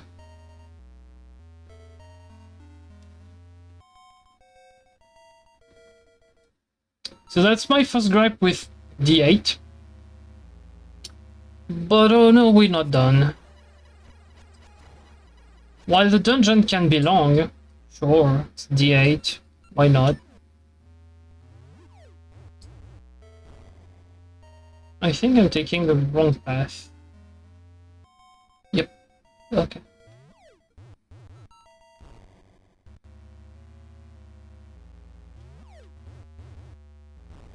I have nothing against long dungeons. Sometimes they can be boring, sure.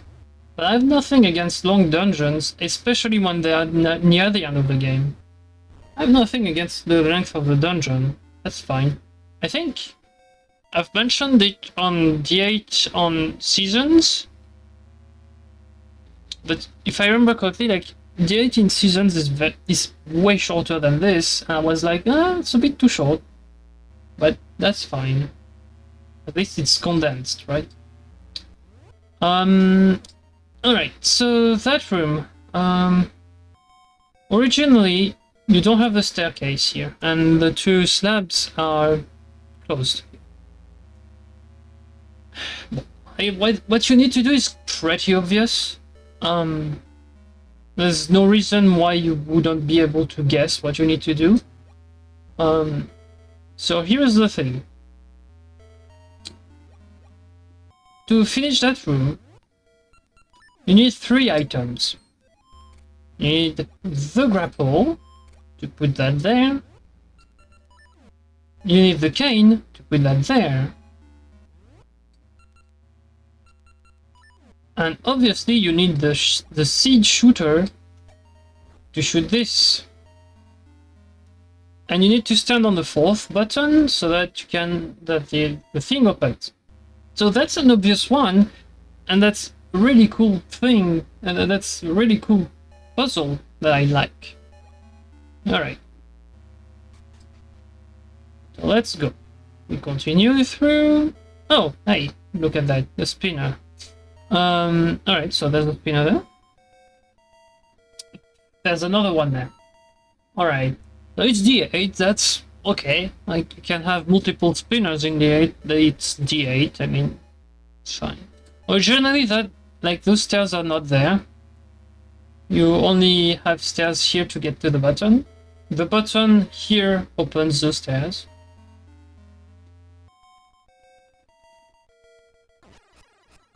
Like, there's a lot of mechanics in D8, but all of them have been seen before, except for one. I need to remember where I need to go to get it. Well, to see it, not to get it. I think it's at the bottom here. Yeah, it's on I'm on the right. I'm on the right floor, but not on the right spot. I need to switch because I need to get to the stairs here. Is my switch.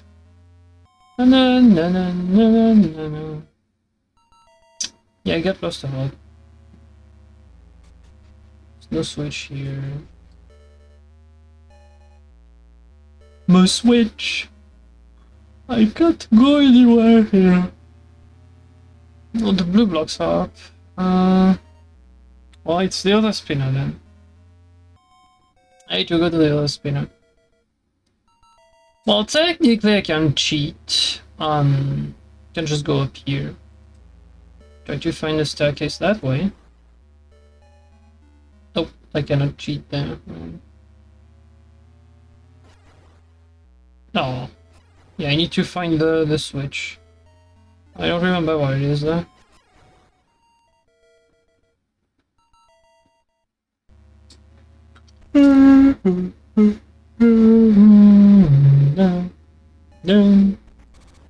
Do.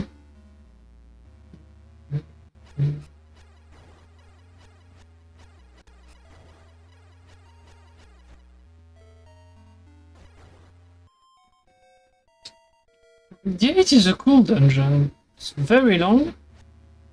It's not super hard for this dungeon 8, like one of the last dungeons of the game. But it has one thing that bothers me a lot. And that kills my enjoyment of the dungeon completely.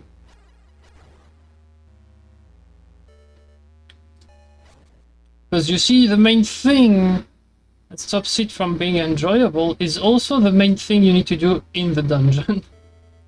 That's why I just... God damn it. That's why I just, like, yell at the game when I have to do the 8 there. But okay, now we have a staircase. Whoops, sorry. Very yawny today. Yeah, because I can just go around.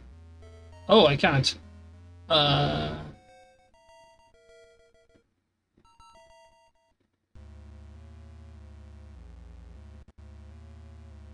I did mess up, yeah, I did. Yeah, you need to not fail to jump, I guess. Would explain a lot, because I'm completely stuck here. Like, the red blocks are just blocking me. Alright, well, I need to redo everything. Well, not everything, I just need to reaccess the room I was in and switch back the blocks again.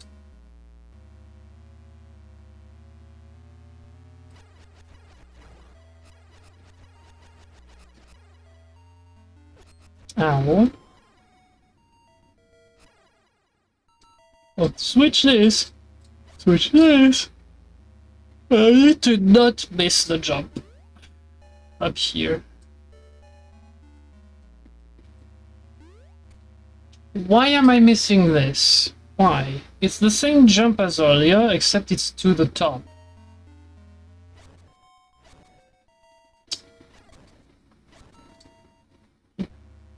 Hey, that jump I don't miss here. It's the jump at the top, I don't know why. There you go. Alright. Let me show you the thing I just don't like in that dungeon now. If it's the right thing, I don't really...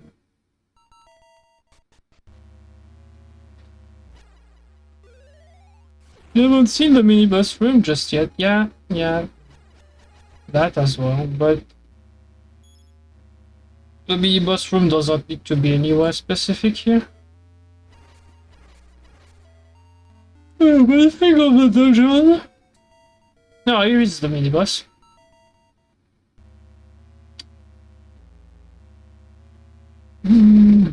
Where is that thing? There it is. There you go. So that's what grinds my gears with that dungeon. You saw that I just got the minibus, right? So from what I can remember, at this point you don't have any... Like, once you just finish the minibus, if memory serves me correctly, you may not have any of the tablets to finish this. You need 4, by the way. one of them disappears to make the stairs. You need 4, and you just got past the mini boss, and you have 0. Maybe 1, I don't remember, but let's say you have 0, right? So that means from there, you need to find the 4 that are missing here to access the boss room, because that's just to access the boss room even. Like, you just go down here, and the boss room is literally on the other side of this. It's just... Okay. I see you right here. I can just go here. Oh, you solve this, the boss room is up here. So there's literally nothing to do once you get the 4 stone tablets. Well, there's a little puzzle, you saw it, but there's literally nothing to do once you get the 4 stone tablets. But for me, the pacing is all off. If you want to do this as the main piece of the dungeon, you would put one of the tablets at the start of the dungeon, right? Or you would do a puzzle like this with only like 1 tablet to show that somehow at some point you will need to have more than this to access something. Or you do the same puzzle, but instead of having all 4 missing, you're just missing 1, and you have the tablet earlier in the dungeon. Anyways, but what I mean by that is that this thing here needs to have a tablet before the mini-boss. I don't remember if you can get 1 before the mini-boss, but if you can't, you would need to have 1 before the mini-boss, so that the player is warned that there is a specific item in the dungeon that you will need to possibly finish the dungeon. Is it only this one, or is there multiple of them? Like the puzzle won't tell you until you see this, but you get a tablet very early in the dungeon so that you tell your player that yes, you will need to collect that kind of item to finish the dungeon, right? As I said, again, I don't remember the order of the dungeon. I haven't replayed it on YouTube yet, so I don't know if you have the first tablet before or after the mini-boss. But whatever happens, like, you get the tablets. Basically, they're all here or below me. There's none of the tablets are here or at the start, which to me is a bit not good. Like, you would need a tablet at least here. If not up here, down there would be nice. Because, and mainly when I say that, I'm on the right spot as well. Yeah, I'm on the right spot. Mainly because you can see like that here is basically at the start of the dungeon, right? So if you had a tablet somewhere in here, there's a chance that your player already got the tablet because he explored the whole floor. So that would have signaled to the player, oh, be careful, you need this for later in the dungeon. Is there multiple? Is there only one? You don't know, but there's at least this one. If you do the introduction like I said, you replace the puzzle that's up here, opening the first staircase of the dungeon, by the same puzzle but with only 1 tablet, and you put a chest on the room beforehand with said tablet so that you can just open the way through with that. It depends on what you want to do and how you want to do it. If you prefer having the puzzle with all the items, that's fine. To me, I think I would have introduced it so that the player knows that, oh, wait, there might be something similar later that will need more of the tablets, because like it's a set piece that you see early in the dungeon enough that the player is like, okay, well, I need something with this. And you will always see the set piece, because even if he saves and reload way later, it restarts at the start of the dungeon. So unless he already beat the mini-boss to have the teleport, to skip everything, he will still pass through that room to go through the dungeon. So we'll still see that room and say, Oh wait! I remember I need the tablet, right? I need a tablet to do that puzzle, right? Well, I needed a tablet to finish that puzzle. So I need to be careful because maybe there's more later, right? And then he runs into one here or here, and he's like, bingo, I will need more later. See? So that's the same thing I said with the spinner. You would put the thing in a position that's completely innocent, right? And with either the item you need in the same room or in the room just beforehand, right? And you would say, okay, you need this to open the way through, right? So you would do that. And if you want to keep that set piece with the puzzle, all the puzzles you had at the first time, you can do it on the next floor. Like you can do the access to the different floors differently. That's fine. What I'm saying is that that particular thing with the tablets, I would think you need to introduce it earlier in the dungeon so that your player isn't surprised when he runs into this one in particular, where you need 4 of them. Like, unless I'm saying stupid things, then yeah, okay, fine.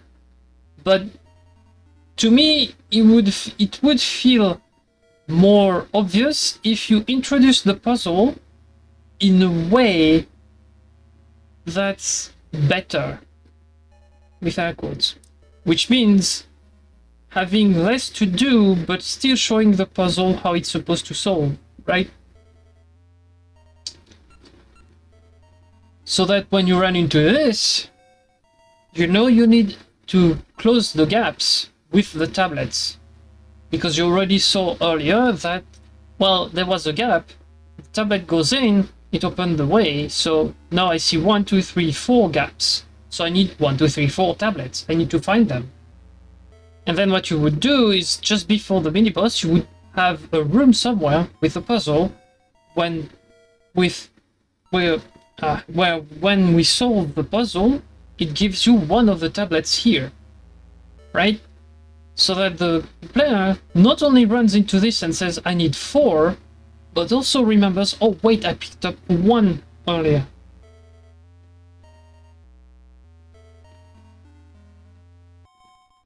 So that's my gripes with that. The boss I cannot show, but the boss is just annoying. Even if you understand all the mechanics, sometimes it doesn't work. Like you need to time stuff to at the right moment. When I say that, it's mainly for the thing. By the way, bonfire or seed bracelet. Oh, and sword. Oh, wow. Okay. That's not obvious, but I just realized something. That little puzzle here gives you all the weaknesses you need to know about the boss. Sword for first phase, there was a crystal there. Sword for first phase. Then there's a breakable block with the bomb. Bomb for second phase. You need to light up this, but you cannot access it, so you need to throw... you need to use the seed shooter to throw an amber seed there. So, seed shooter for third phase. And then there was a heavy statue here, meaning you need the level 2 gauntlets that you get in the dungeon, by the way. And for fourth phase. So basically it describes everything you need for the boss. I didn't even realize that before.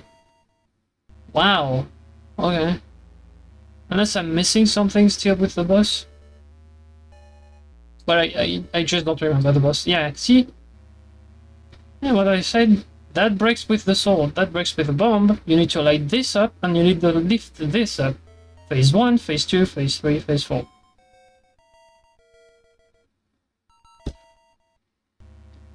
Never realized that, but yeah. Oh, by the way, in Awakening, but I won't count this against ages, but because in seasons it's the same as well. In Link's Awakening, you had a song to teleport to the start of the dungeon. Was way better than just saving and quitting, but okay.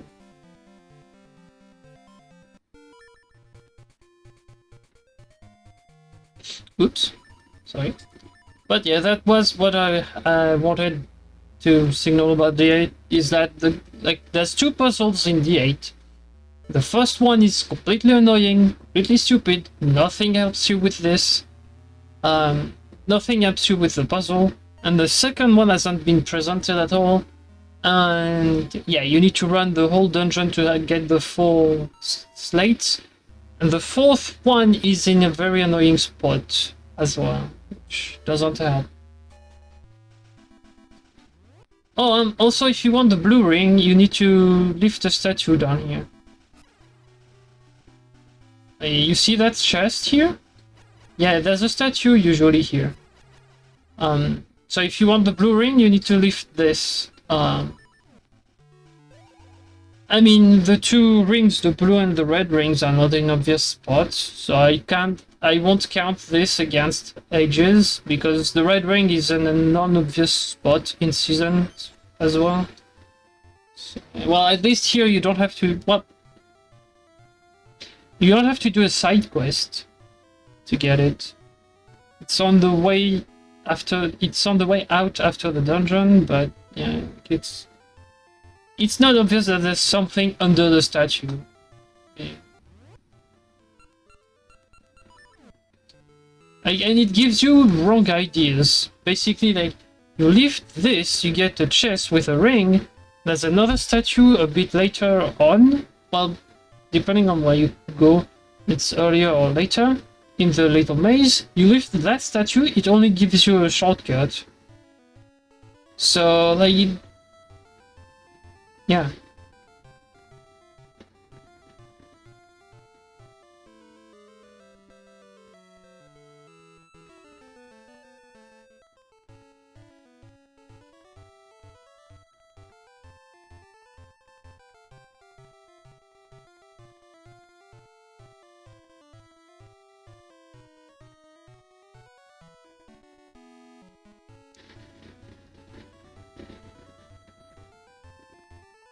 But yeah, that's what I had to say about this.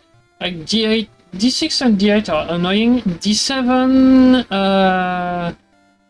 D7 is the worst thing ever, but yeah. I hate D7. I always get lost at some point.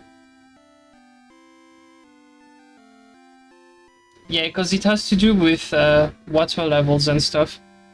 And that irks me to no end. But yeah. Oh, by the way, I was saying, like, if you want to farm, right? Seasons has a very convenient spot to farm. Aegis doesn't. I'm gonna say, but yes, it does. You have a seed spot here. You have the black tower down there. And the screen I was mentioning for Maple is right here. Right? So you would have the tendency to say you just do the black tower, go up and down, check on your seed up here, and then just check Maple, right? Wrong! Because for the piece of heart, you need a specific spot in terms of seed. And guess what? That specific spot isn't even here. Remember when I checked Crescent Island earlier? Yeah, the specific spot for the seed here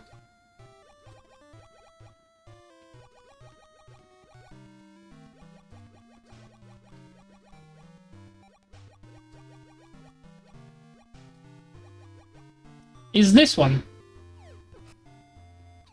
Before you link the game. If you link the game, there's another one that's maybe more easily accessible. I don't know. But at least before you link the game, yeah. The only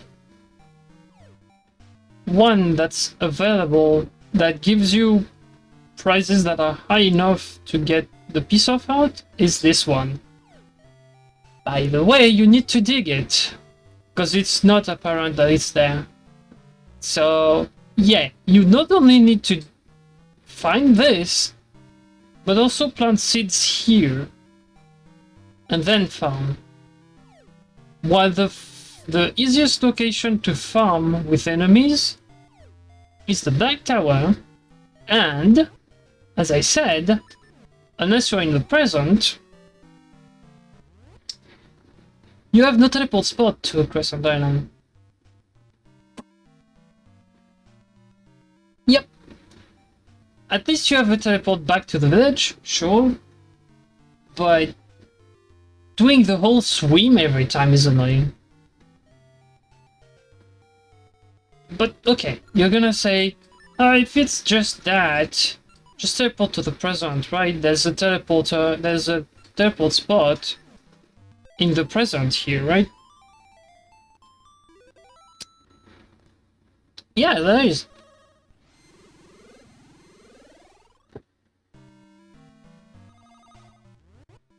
Yeah, there is a teleport. Oops, there is a teleport spot for. Oh, god damn it! Go away! Yeah, there is a teleport spot in the present. You're right. On the island. In fact, it's two teleport spots that are convenient here. You have the village and the island, right? So they're both here. But the thing is, you need to teleport to the present to you need to teleport to the present to teleport on Crescent Island so that you can go back to here, teleport back to the past to check the seed, then teleport back to the present to teleport back to the village to... Do you really think you want to do that, the whole mental gym every time? Because I don't. Right? As I said, Seasons has the most convenient spot to do the whole farming thing. There's infinite enemies, you go one screen to the right, you can have Maple, and then the seed is teleportable. And it's like 5 screens from where you do your farming anyways. So, why in Ages is it so hard to farm the encounters with Maple and the seed at the same time? Why?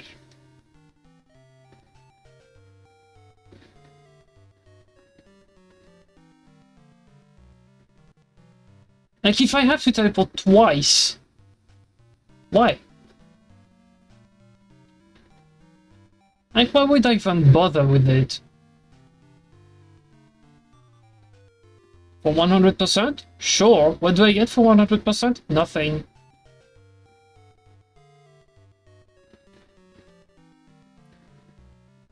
While it's annoying on, I almost said Fire Red, but whatever. On Seasons, like, it's annoying to farm because it's farming, it's never fun. So, while sure it's annoying, it's always a convenient spot on... Well, it's not always a convenient spot, there is a convenient spot to farm. There's even 2 of them, technically. But for the seed, there's only 1. But if you just want to farm Maple, there's 2 convenient spots. One requires you to enter a dungeon, but the dungeon is easy. Like, it's the very first dungeon you do to get your sword, so it's just not hard. And then there's like 2 screens where you can encounter Maple that are pretty easy to do the minigame on. Or you could do it in Arm Ruins, where you can also farm the seed at the same time. So in Seasons, it's so much more convenient. Like, why do I have to A, port back to the present, B, port to an island, C, port back to the past, just to check on my seed. Why?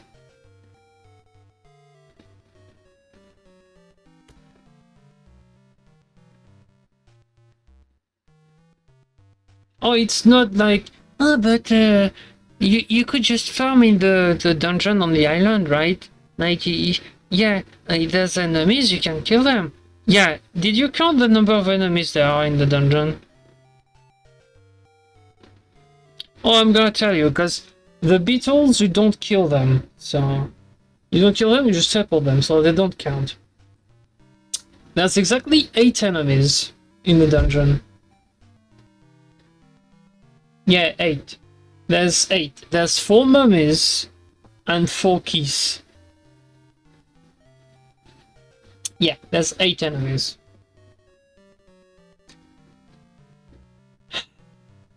Hit. And conveniently placed, there's only 4. The 4 mummies at the start. Yeah, so farming on Crescent Island is just out of the question. So you would have to farm on the Black Tower, right? Get out of the range of the Black Tower, teleport back to the present, teleport to Crescent Island, put yourself at the right spot, teleport back to the past, check the seed, rinse and repeat. Good thing is you can save scum it, with air quotes, like you can just save before checking the seed, check the seed, if it's not good, reset the game, do a little dance, change screen, come back, check the seed again. It's still not this. Fine, if it is, good. But it's not convenient to have that spot in particular. No, let me just see. Don't be that. I know where you have this. All this.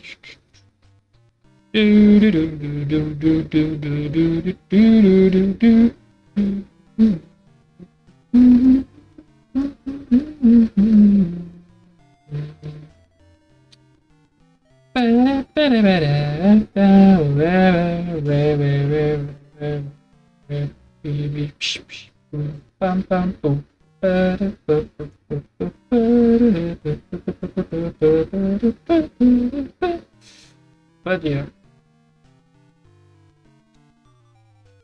But why would it be so convenient then? You don't understand. Farming is never fun in games, but when it's not as convenient like this, like it's even less fun. Cause sure, if the one in the village could give you the piece of art, that would be easier, because it's closer. But no, it doesn't. You have to get this particular patch of soil, and you have to particularly plant your seed here to get the piece of art. So you know what? Flub off with that. Like, if it can't be convenient,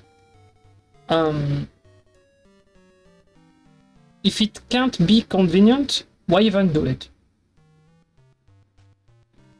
Like, you had so many options to either make it super convenient to farm, or eventually, maybe, just don't do the RNG thing at all.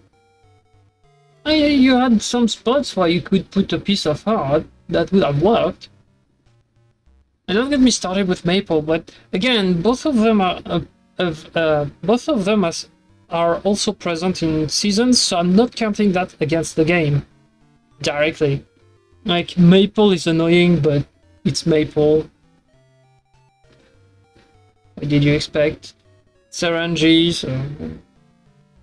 At least in seasons I was having fun, because multiple times I got the triple spawn, and then as I was getting the piece of art, I got a double spawn on the side.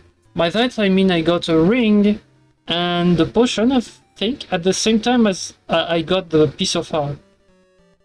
And earlier I got a triple spawn, which was, I think, if I remember correctly, it was seed, ring, and gacha seed, I think. And I got them like multiple times, which was fun. Here, I didn't have fun. Like, farming with maple is just nah.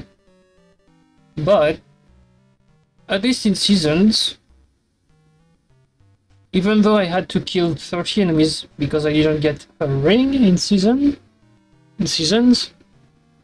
well, it didn't take long.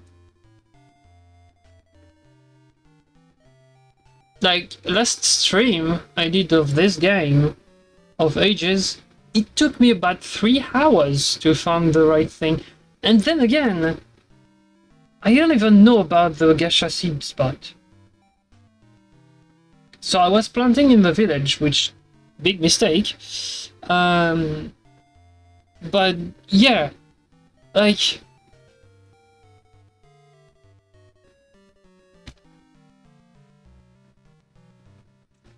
all that plus, like, as I said, like, Varen has inconsistent weaknesses and nothing is telegraphed.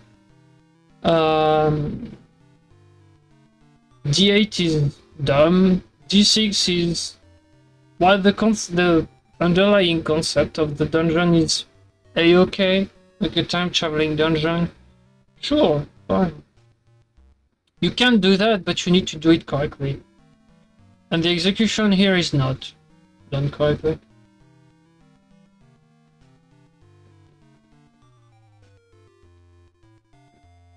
And D7 is just bad.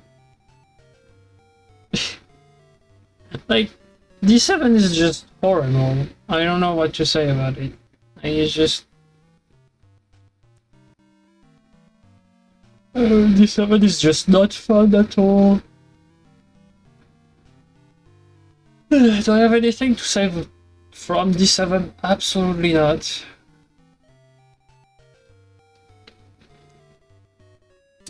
Like, literally not. Like, D7 is just bad. Yeah, it's the water temple from Ocarina of Time. No. No. Oh, it's not. I haven't played the water temple, but from what I understand, the water temple is annoying because you can only change the water levels on, like, certain amount of spots. And the most annoying thing is that you need to go through the inventory to change your boots. Not in the 3D version now, because you can now equip the boots to a button. But in the original, yeah, you needed to just pass to get through the menu to change the boots. So I would understand why it would feel annoying, sure. But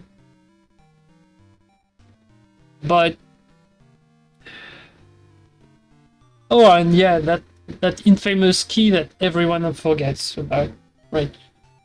But at least you know from experience, like from other people and stuff, that you need to be very careful about this dungeon in particular, because you're gonna forget something, or like it takes a while to change the boots and stuff.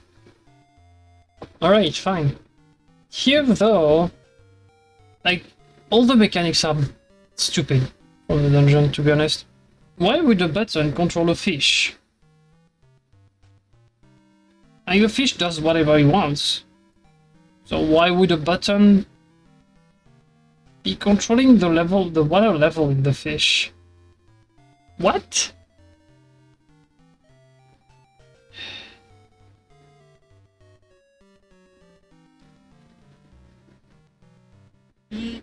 I shouldn't try to find the logic in this, sure, but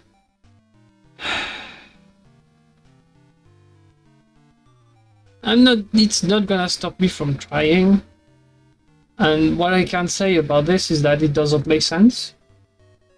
And when something doesn't make sense, I'm like,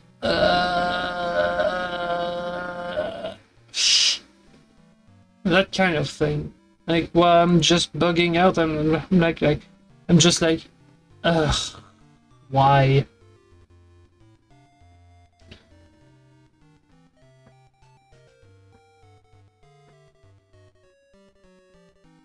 Oh, the witch is better placed in ages than seasons. Yep, she is indeed. Like, she's placed here in ages, which is very accessible. In seasons, it's debatable. But sure, in seasons she can be very, very annoying to access.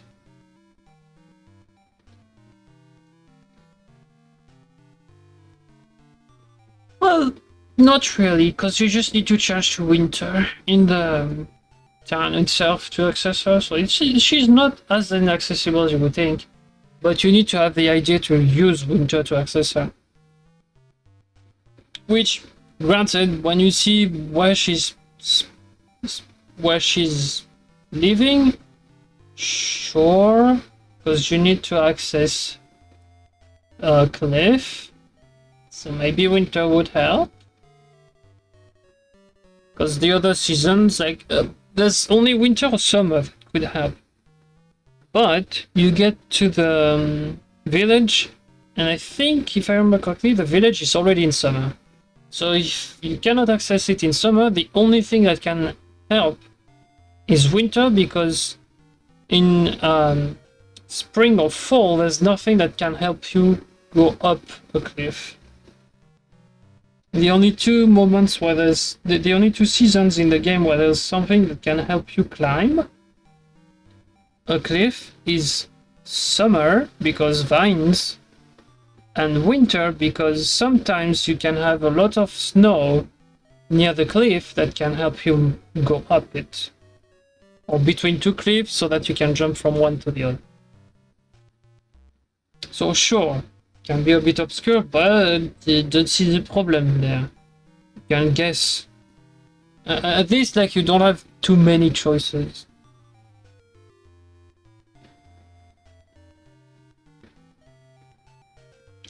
Like, the key with all my gripes with the game, and you probably saw that, is that most of the things I'm saying concerning the game is that it's super annoying every time. Like, everything I'm not liking about the game, it's because it's a lack of either direction, right? Or it's a lack of being practical. By that I mean, the Gacha seed, for example, you need to farm somewhere where it's convenient, Black Tower, for example. But the Gacha seed itself that you need to plant for the piece of heart need to be planted somewhere where it's not close at all from the Black Tower. It's not close to the Black Tower at all, sorry. So you get a situation where you need to farm here, but need to port here, but you need to farm here in the past, port to here while in the past, but the only way to port to here in the past is to either A, swim back to there every time, which takes time, or B, get out of this, go to the present, teleport there, go here, teleport back to the past, which... Why?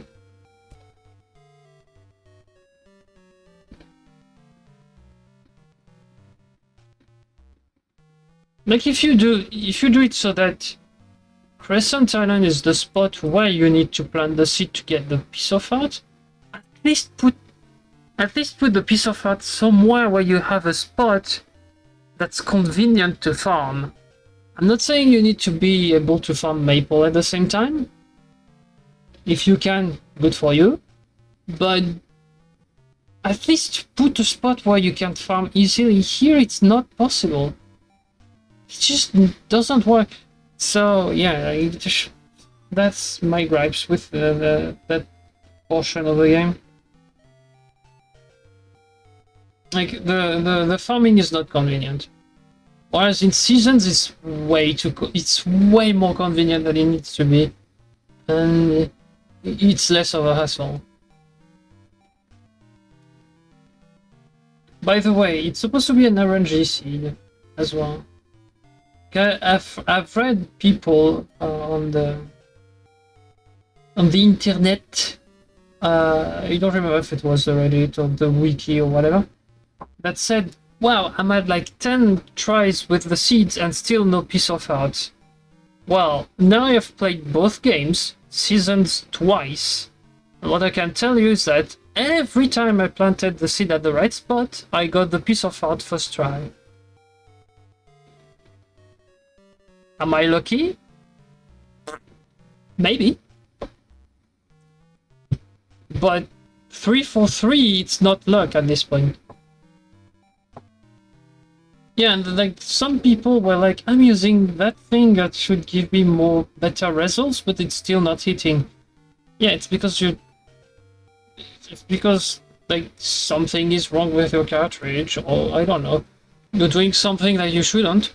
But from what I can gather myself, it doesn't depend on luck at all. Like it's not as random as you would think. Again, as I said, one seed on each save for YouTube as well, and yeah. I literally got the Gacha seed piece of art first seed twice on seasons, and here once. Like 343. So I don't know what to tell you. Like if you're not hitting the Gacha seed there, I don't know. I don't have the ring equipped either. I had the maple ring equipped here. So yeah, it's the Gacha ring, I think, to have a bit more luck with the Gacha seeds. But I didn't have that equipped on seasons, because I think I was equipping the red ring to have faster kills on likes. And because the red ring does double damage, so double with level 2 sword, and yeah, likes get down in one hit. So I had the red ring on both my saves on seasons, and here I had the maple ring until I got the piece of art from maple, where after that I equipped, I think, the blue ring instead. And I still hit the Gacha seed first try, so I don't know what to tell you.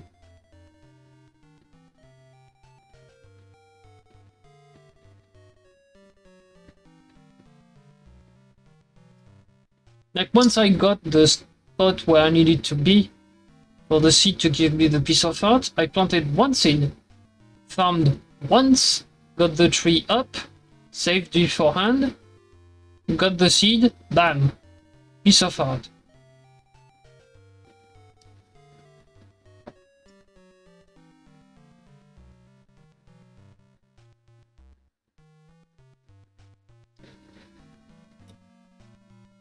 So I don't know what to tell you. Like this, it's the same with seasons. I didn't do anything with the Gacha seeds up until I needed to farm for maple at the end. And yeah, like I just got first Gacha seed, both piece of art.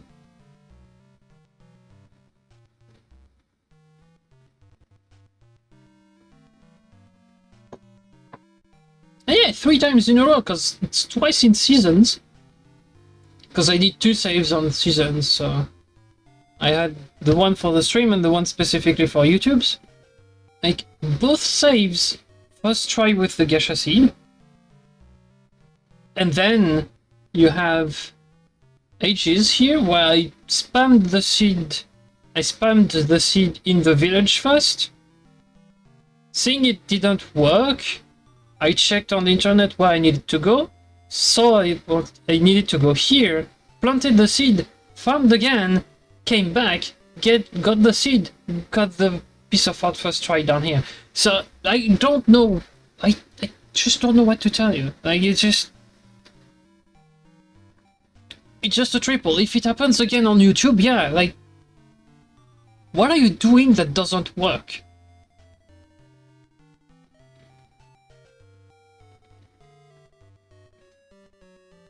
Are you doing it on a different time in the game?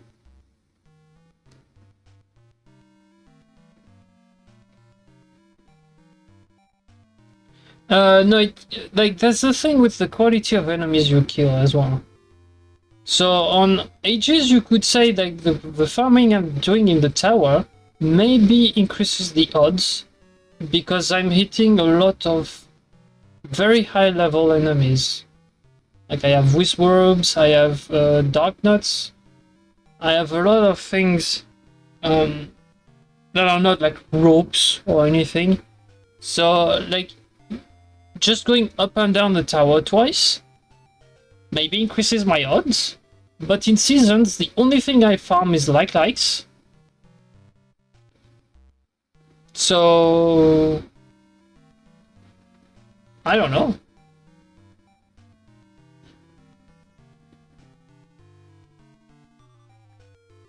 And yeah, both times on the first try with the Gacha seeds, bang, I got the piece of art. So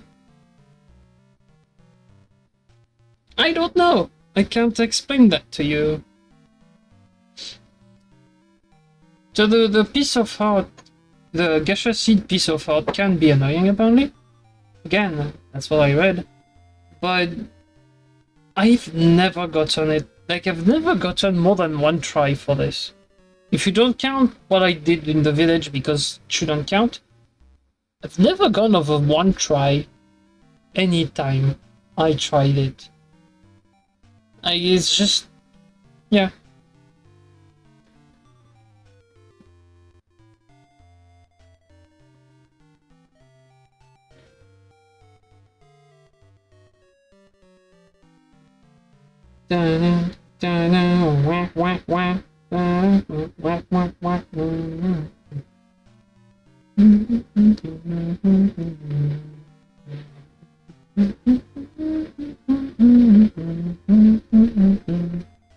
But yeah.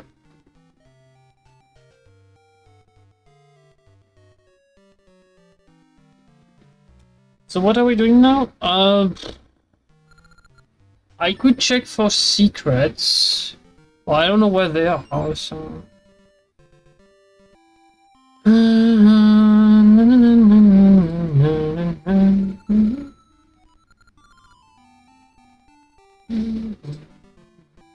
there might be something with the monkeys up here. Yeah, okay. You, maybe? Zelda? How do you know Zelda?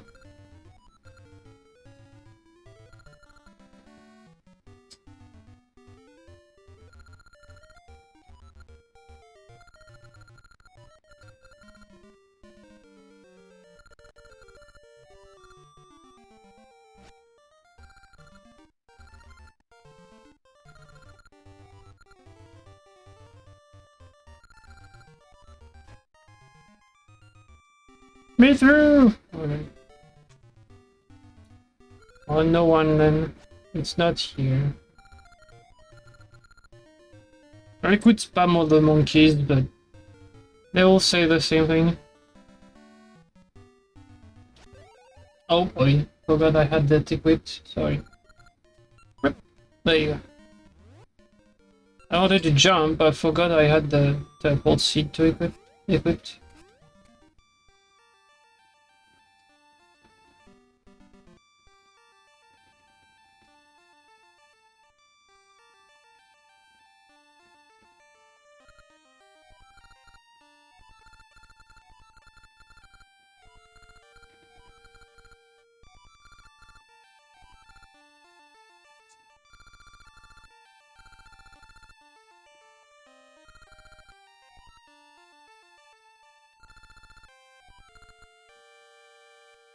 Hi.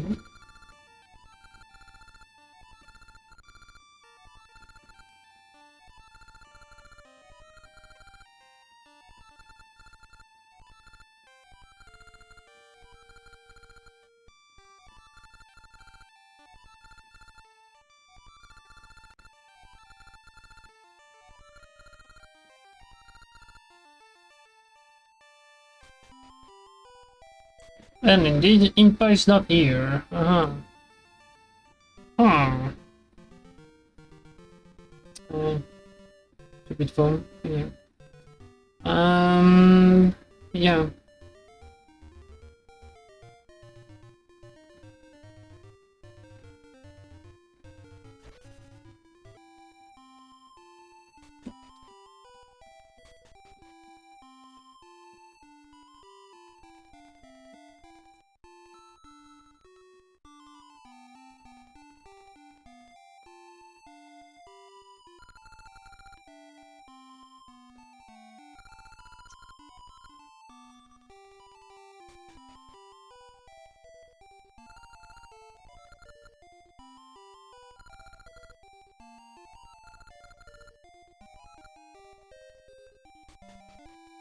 Ba ba yabbity bitty bitty bitty doobity doo.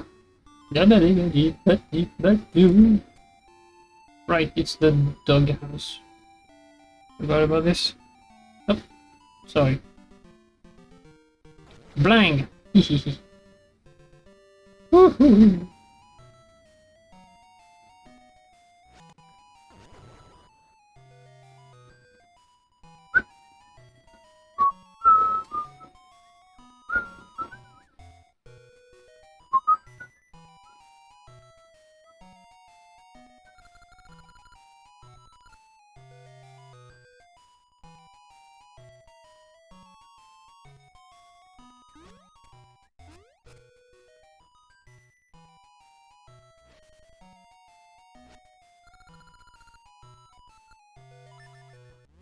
Oh, she has a... okay.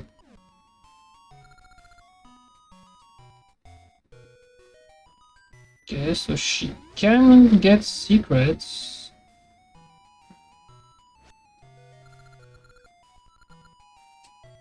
I have a lot of those. I have like already 3 people that are asking secrets. 3 or 4, I don't know. So I need to find people that give me secrets.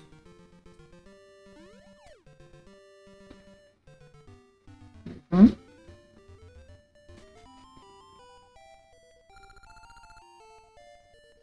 I check. Symmetry maybe? Yeah, maybe symmetricity. Let me check.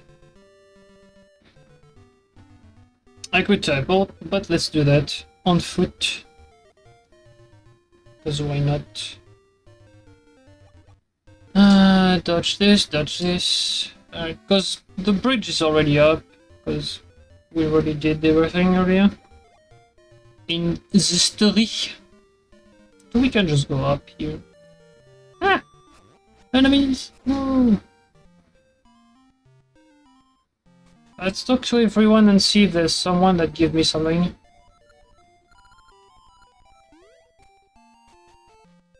Nope, from this. Alright.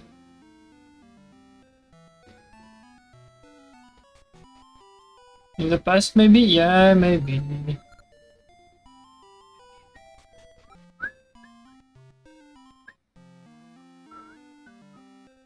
The Gorons.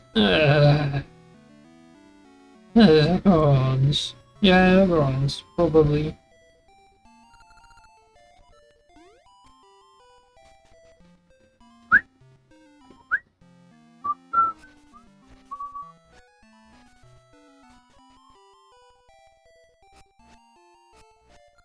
Hello. Zora's domain, maybe? Yeah, as well. We could check that. There's a teleport there in the present, so we could check them.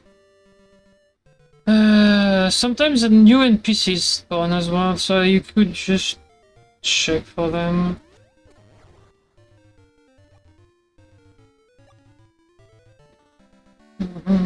Okay, let's check. Check Zora. Convenient TP. Do we have a square? One left, one up, so we go up. We go up one to the left. I can't, so I need to go 2 up, One to the left. When can I just jump in there? Uh-oh. I have to... I have to pull to the past to do this? No.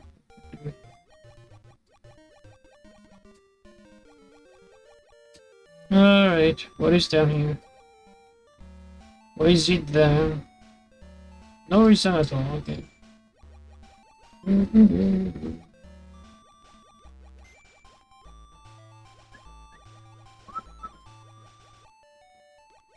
Okay, dude. Do you have something to say? No?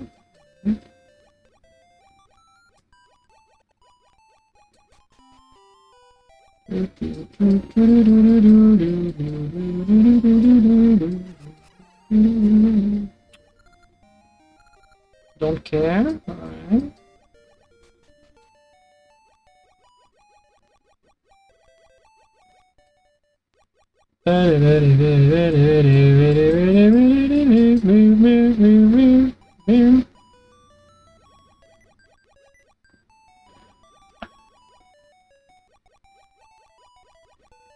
My hand is cramping up.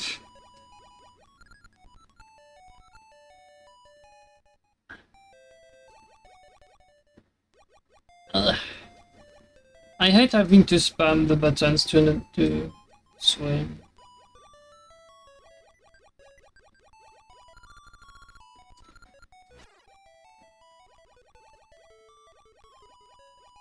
That's the price to pay to swim underwater. I mean, it's a Game Boy Color game. Sure.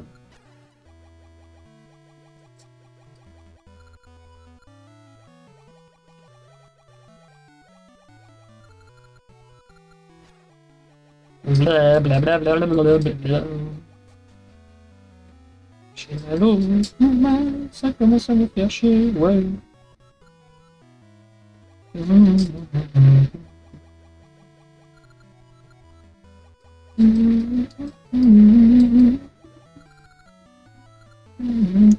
That's another guy you need a secret for, okay.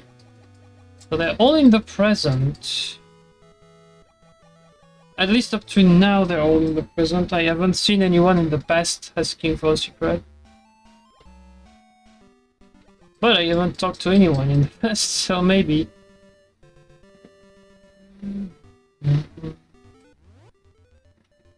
Alright, let me...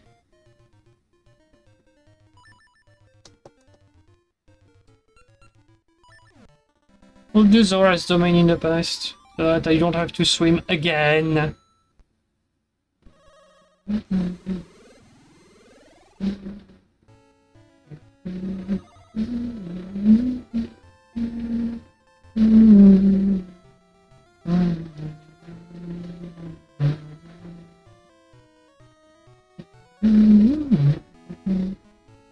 I hate swimming. In that game I hate swimming, so... Because some of the games are really well done with that.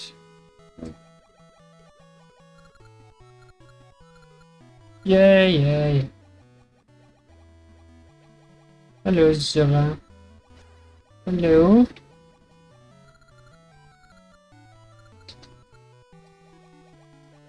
Bee blah bee blah bee blah blah blue blue blue blue blue blue blue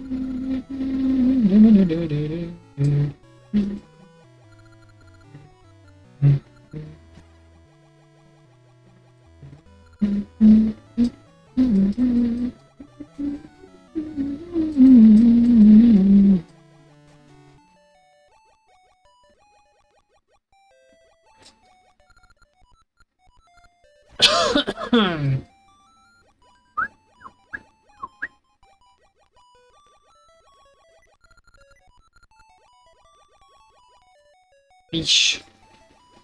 No fish. No secrets with fish. No fish. Is there anyone in the room here? Oh, there is. Yeah, maybe in the library. There's like Three NPCs that do nothing, so maybe in the library.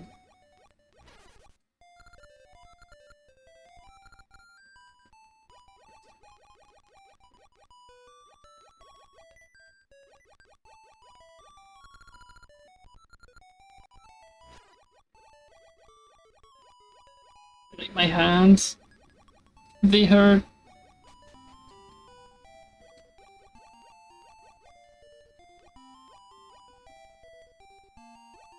Oh, there's no one here. I'm gonna go to the library as well. The library.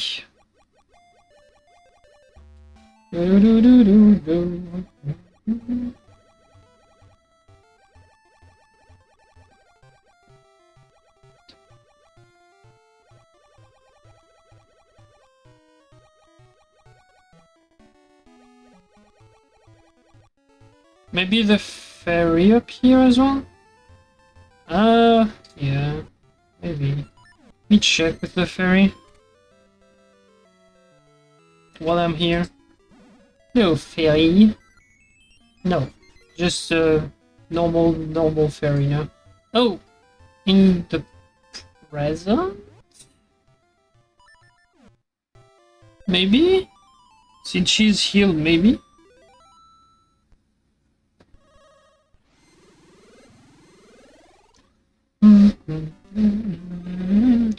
Oh, I was going to say, of course I would land there, but... No, she's not here. Can I get back to the portal without jumping? I can. Hey. Would you look at that? We're just looking for people that give secrets. People that asks for them, that's fine.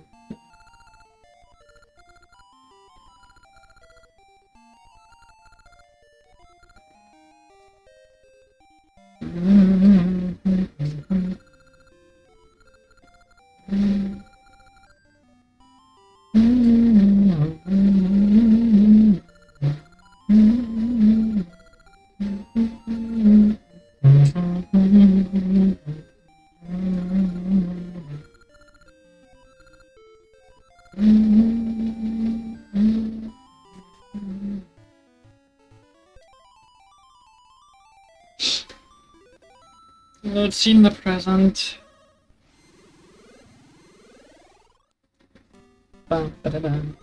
There's more NPCs in the present, so maybe.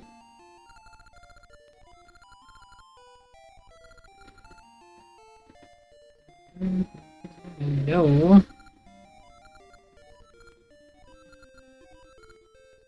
Okay. Hey.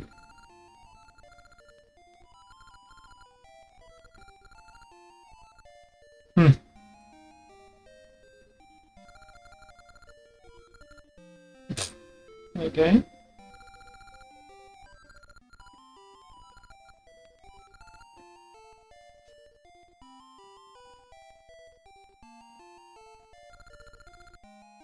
I saw the riddle. Yes, I aced it.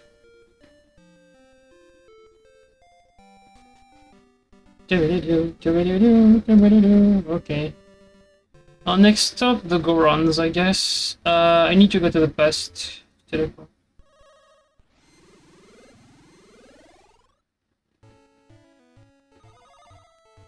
I could check the village while I'm here as well.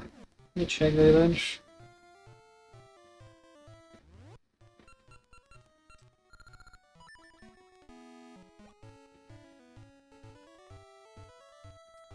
Alright, let's check that. Let's talk to everyone, see if I can get a secret or something.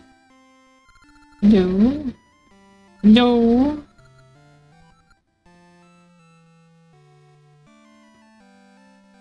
No!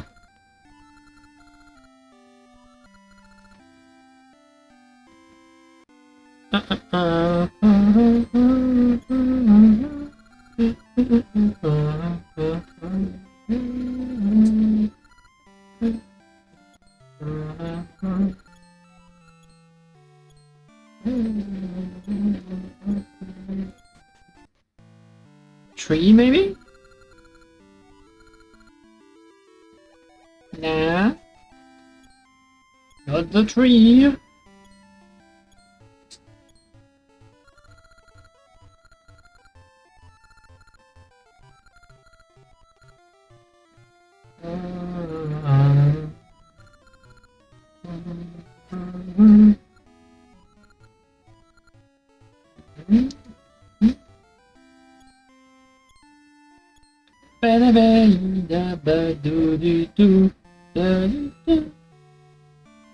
Yes, I know.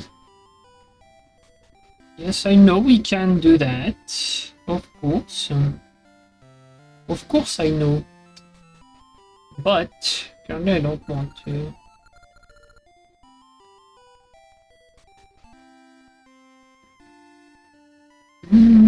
Oh! That guy was on there before. Yeah. Hello. Uh-huh.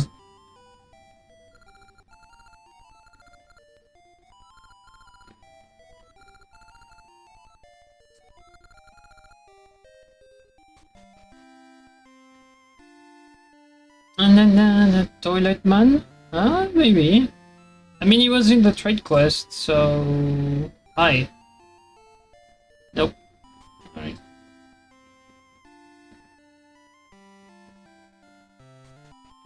You? Nah. Who else? Someone in the palace, maybe. Can I get in at least? Not getting booted off. Hey. Hello? Oh, hi. Hi.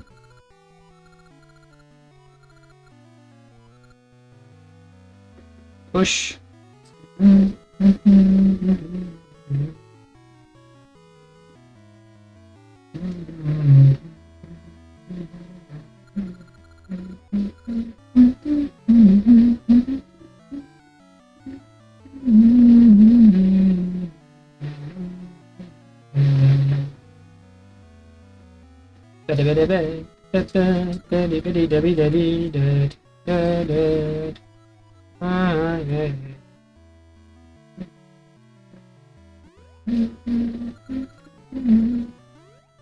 Yeah, they're not saying anything new.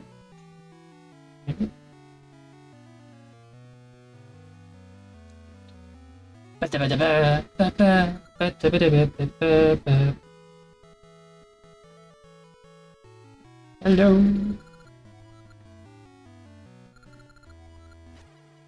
Come on, there's no one here that's gonna tell me anything.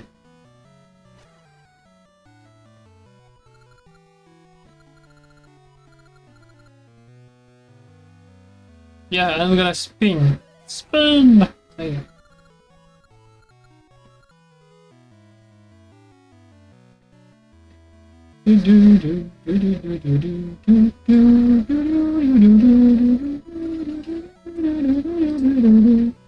Yeah, now I can jump all over the place. Yay!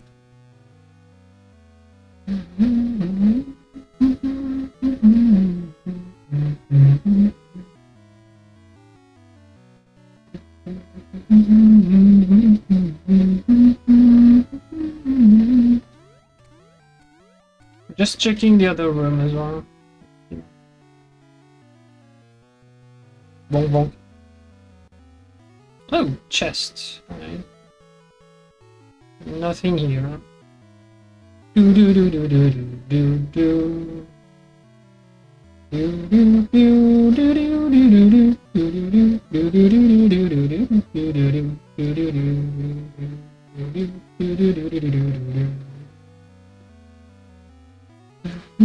Gotcha. Hey.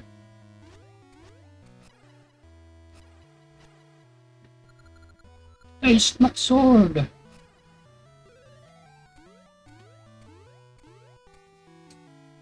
And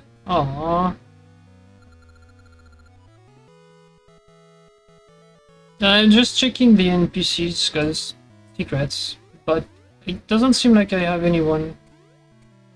Can talk. Well. Okay. Na na na na na na na.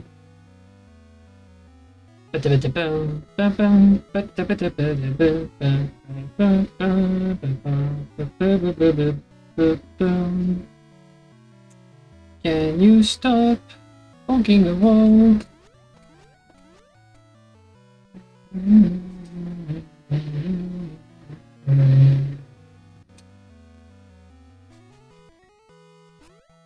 What? No one in the castle can tell me anything. I should have checked Symmetry City while I was there. Yeah, should have. But, you know. I don't care. Alright. Gorons it is. First this one, then we teleport to the other one.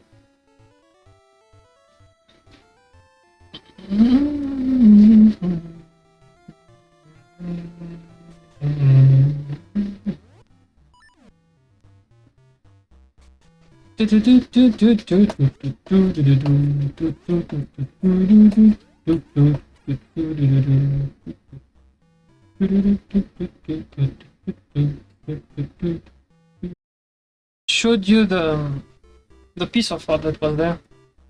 That's the reason. This one is the main one. The other one goes to up here, but it doesn't matter because you have an access here.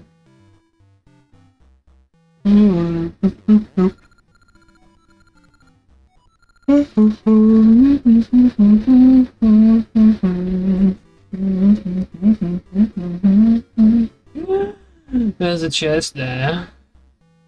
Hello.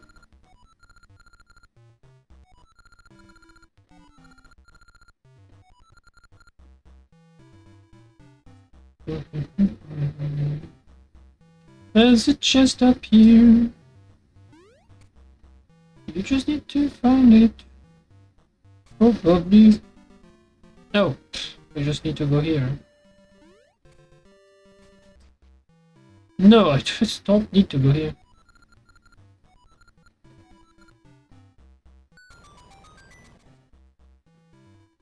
La la. How did I miss that one? Yep, it's just rupees. Okay.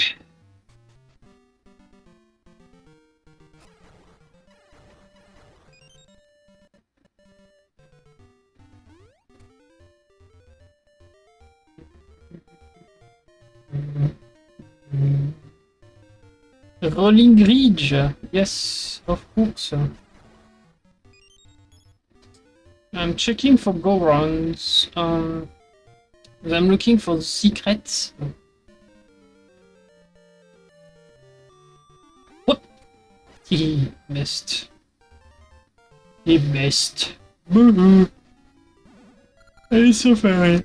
Okay. Alright. No for the fun part.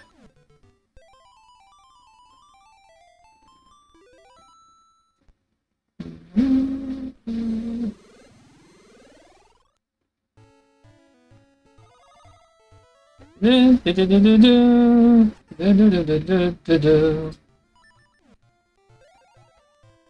go to the other part of Falling Range. Wrong thing. This one. There you go.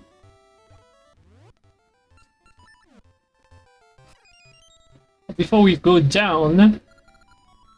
Okay, that's nothing.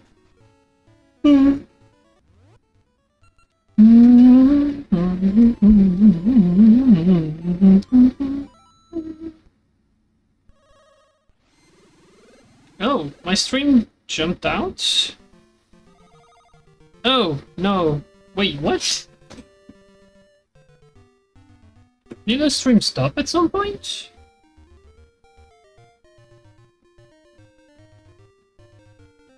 It has to have stopped, because my account moved.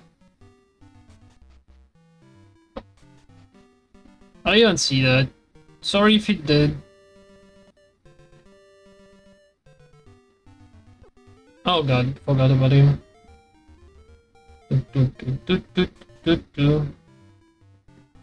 Hi. Big bang! Attack!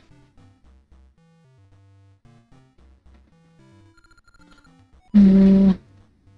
Oh, you don't need that. I already gave it to him. He doesn't need this. Big bang attack! Big bang. Boom. Patatra. Talking to the Gorons. Talking. Talking to the. Talking to the Gorons.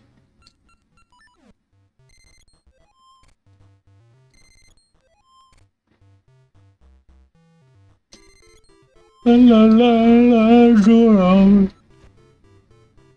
Na na Gorons. No, I'm down here now. Let me have it. Have what?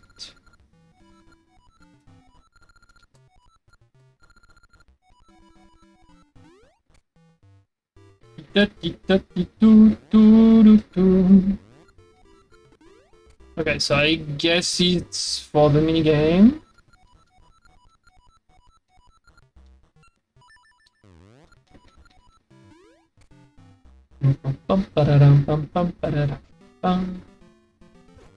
Ow! No, my shield! I don't care. I have no use for it anyways. That's a fairy spot. Okay. That guy just scanned me. I don't think he has anything else to say. Okay. Mm-hmm.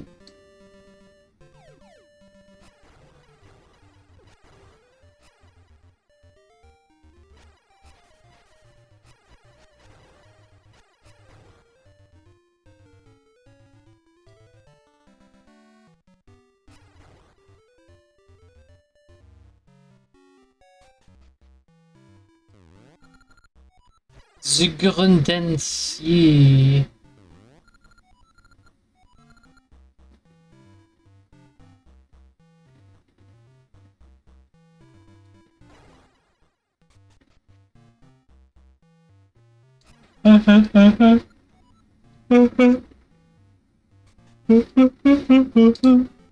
I'm back here. Alright. There might be something. There'll be someone on here. No one there.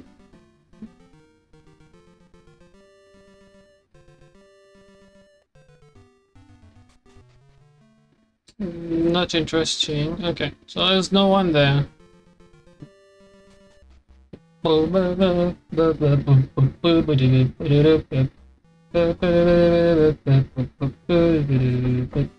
Me TP to the past.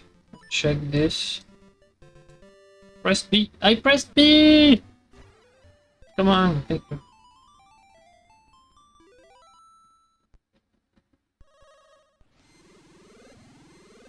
Yeah, what's weird is that OBS tells me that I have a different frame count than I should.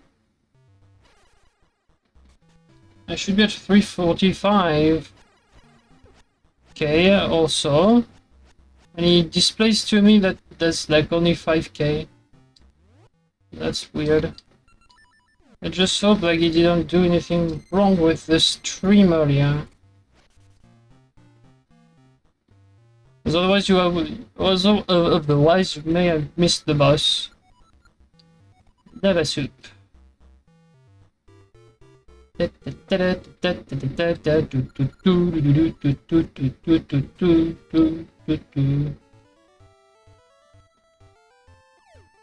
Dodge everything.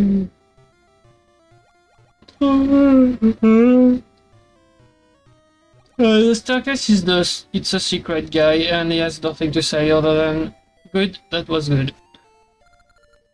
Yep.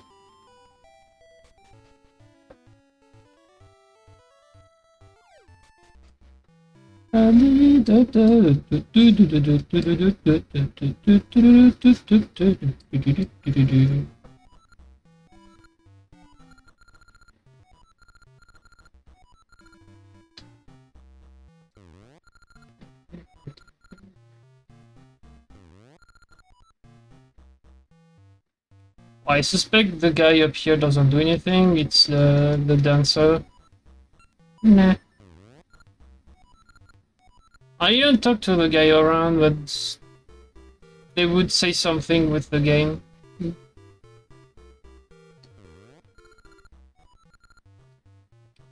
Down the cards. Countdown carefree. I need to jump this. La la la la la la la la.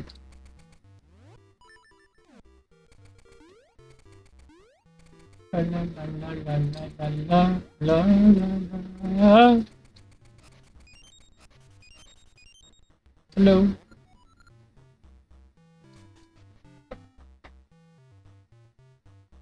Hello.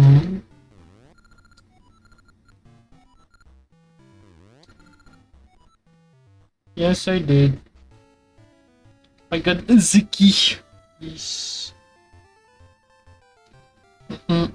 I re-talked to him, but he has nothing else to say other than you wanna dance? I don't want to, so... Oh, frick. But we're done with the Gorons, which is good news. I don't know if this is good news or not, but we're done with Gorons. I don't remember any other Goron that I can talk to right now. The Elder, maybe, but I need to find him. I don't remember where he is, so... I'm just gonna TP to Symmetry, go to the past and see if there's something there.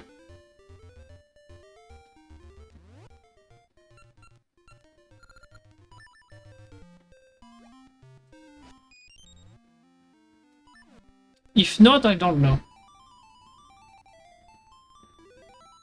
I don't see where I could find something in the forest, maybe, because there's a lot of NPC in the past. Other than this, I don't know. Okay, so you are someone that's asking for one.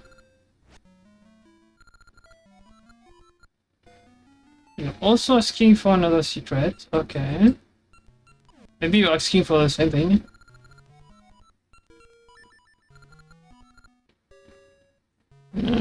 The guy at the bottom was part of the trade quest, so I heavily doubt. I heavily doubt there was anything he was going to say anything to me.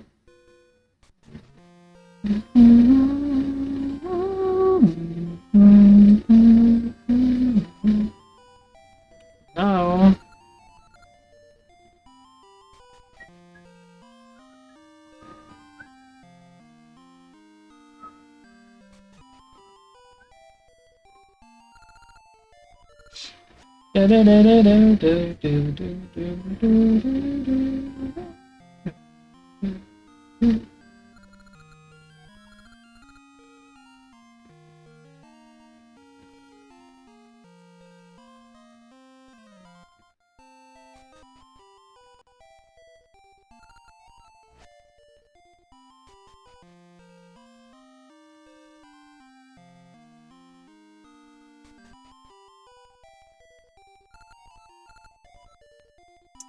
It's not here.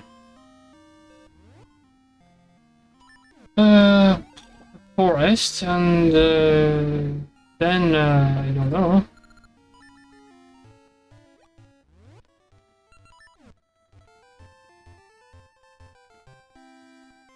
What am I looking for? Someone that's not asking for a secret, but that's giving me one.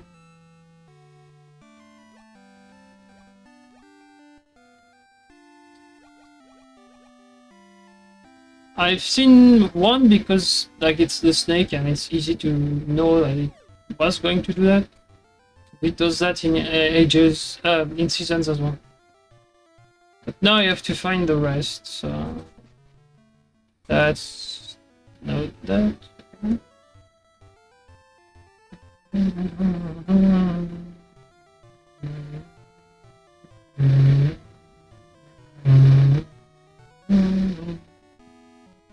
No one in the forest?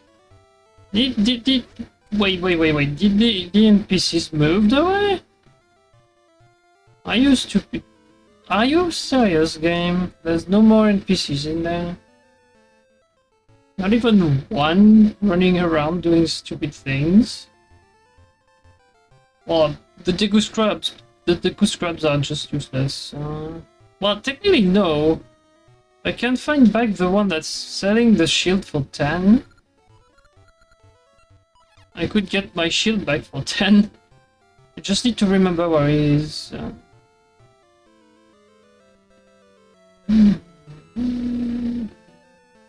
He's on the path for the thing.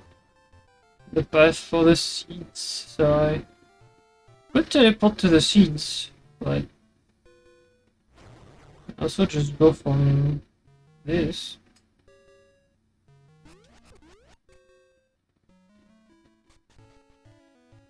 I think it's this guy.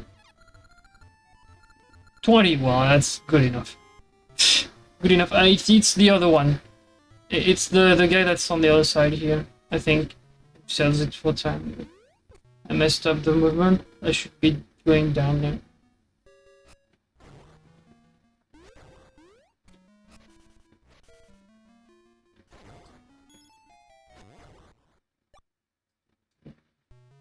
Oh, there's a freaking bush. I cannot do that. I would have loved to just jump around, but the bush is gonna stop me from doing this. Because you can. The bush is just gonna be annoying. I burned the bush. I guess. No, I can't. Like, it's just a wall. At this point, I don't have the feather equipped, so I'm gonna equip. Oh, it burned it! Ooh, okay. Let's see. There you go. It's just because I'm lazy, but yeah. I had to unequip something. But oh, it's not a... it's not an equip scrub, no! Well, 20 is good. 20 is good enough. Yeah, I don't know what that would be secrets here. I really don't know where they are. Tokai Island, maybe Crescent Island. Let's try. Maybe some of the green guys down there have something to say. To defend themselves from stealing my stuff earlier in the story.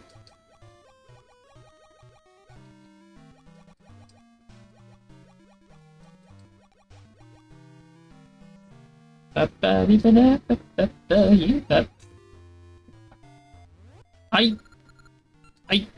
forgot that you don't have that. I was going to jump and I pressed button.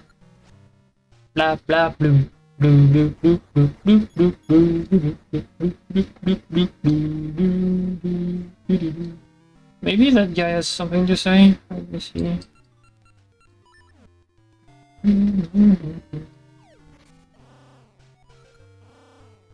Nope. Nope, nope, nope, nope, nope, nope, nope, nope, nope, nope, nope, nope, nope, nope, nope, nope, nope. Hello. Right! No, it's 10-cent seeds. It's this guy. That's the cheapest thing. I forgot about this.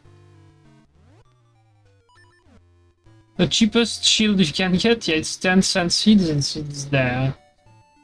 This guy is gonna ask me if I want to play again. No, thanks. It was enough the first time. But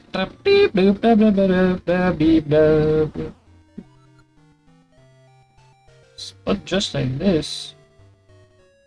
What do you mean? Just like that? What? Chickens. Chickens!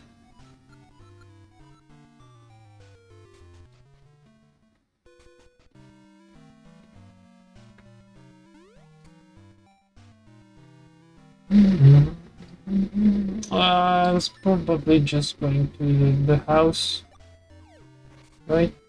Yeah. I don't need to go here. Yay!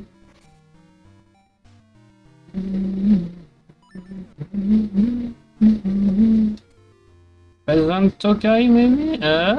Sure. Can just check that. Whee! Oh boy.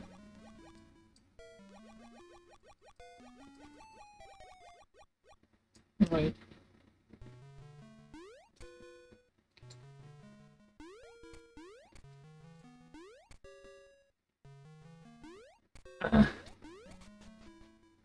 Yep. Hola, ¿qué tal? I'm hungry. No, it's okay, not hungry.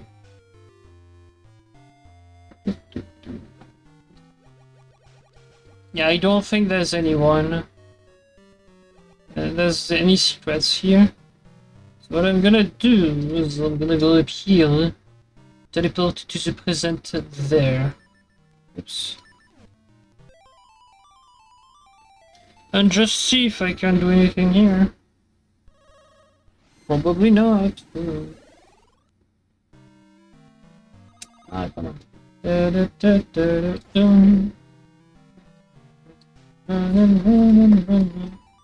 I. What did do job? I forgot I equipped the harp. Go back. I need to equip. The jump button. There you go. Whee!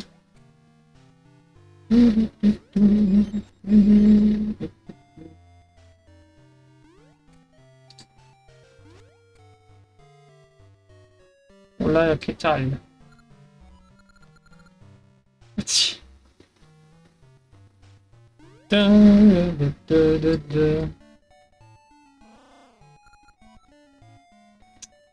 That's another guy that needs a secret, okay. There's a lot of guys asking for secrets. I have not found anyone that gives me one.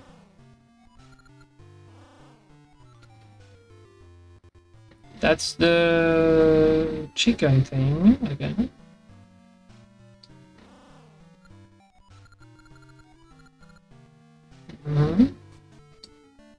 That's the guy that...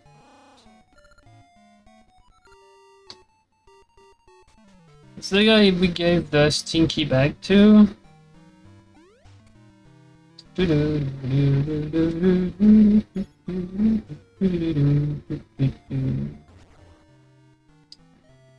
Music is cool, but if I could find the thing I'm looking for...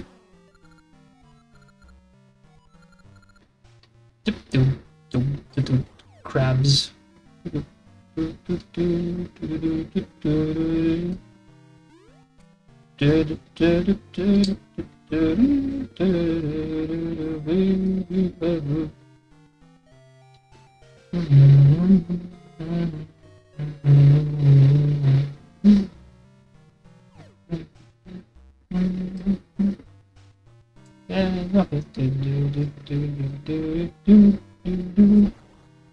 Yeah, I don't know. I don't see where I could get the secrets. There's a lot of them, but I don't see where I can get them.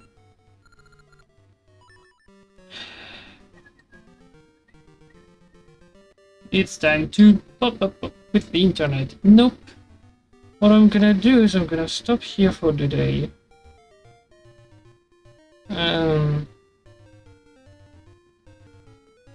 Yeah, I'm just gonna stop here for today. So. Well, if you like the stream, feel free to follow, because I might just come back later. Not later now, but later. With the same game, looking for secrets. Otherwise, there might be some more runs of Mew in Pokemon Crystal, trying to PB. And then maybe we'll do some other Pokemons. as well. And still some Football Manager. We still need to win the Champions League, so you need to go for it. And then there's other stuff that I have not played yet. Well, not played yet. I have played the games, but I have not finished them. If there's an end. Most significant of them is Baba Is You. I'm still on New Adventures. I need to finish this one, this pack. So yeah, and we have the mansion for in Minecraft. I'm building Luigi's mansion basically in Minecraft. So I need to finish it so that I can throw a party for the 1st of January. So I need to come back with Minecraft at some point and finish that. So if you like the stream, feel free to follow, as I said. If you're watching the VOD, because that's going on YouTube, if you're watching the VOD, thanks for watching. Feel free to subscribe to the channel and leave me a comment. Like, for example, we can debate in the comment as to what you like in the game, if you like the game. I mean, there's a lot to like. There's a lot to like in the game, but there's also a lot to dislike in the game, and I already told you what I don't like if you didn't listen to it. Thanks.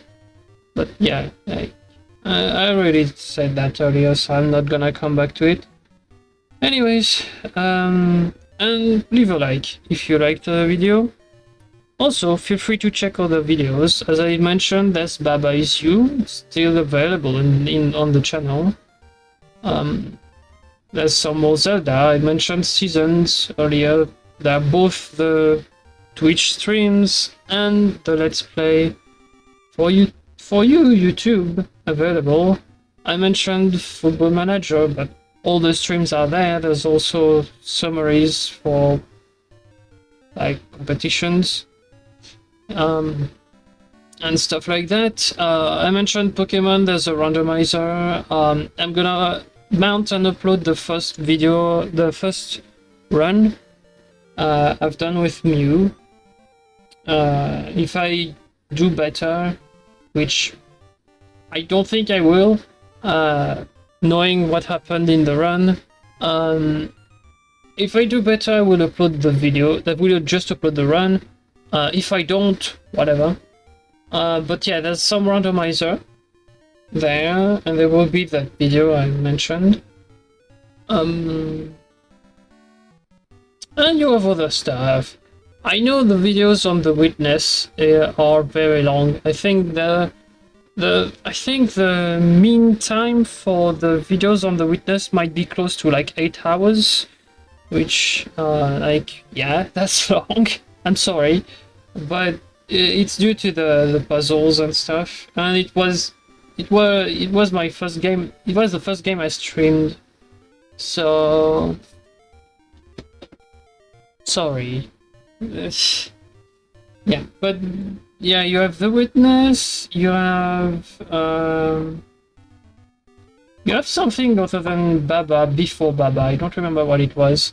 It's the Witness, another puzzle game, and then Baba.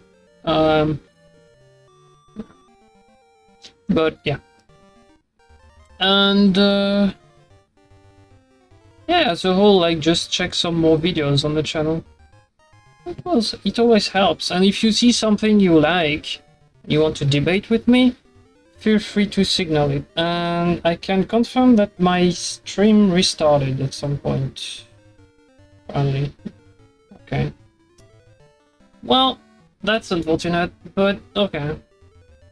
How do I confirm that? I just checked my phone, because I'm playing with my phone on the side as well, doing some other stuff. And I had a notification from Twitch saying my dashboard was available, which I shouldn't have, because I already closed the first thing the first notification when I started the stream. So yeah, that means the stream at some point cut off and started back. That's unfortunate. Alright, well, I'll see you next time. I will download both parts of both parts of the stream and try to see if I can just put them back together. If anything, it might be missing a lot, and that's fine. But yeah, we'll see. See you next time. Stay safe. Peace out.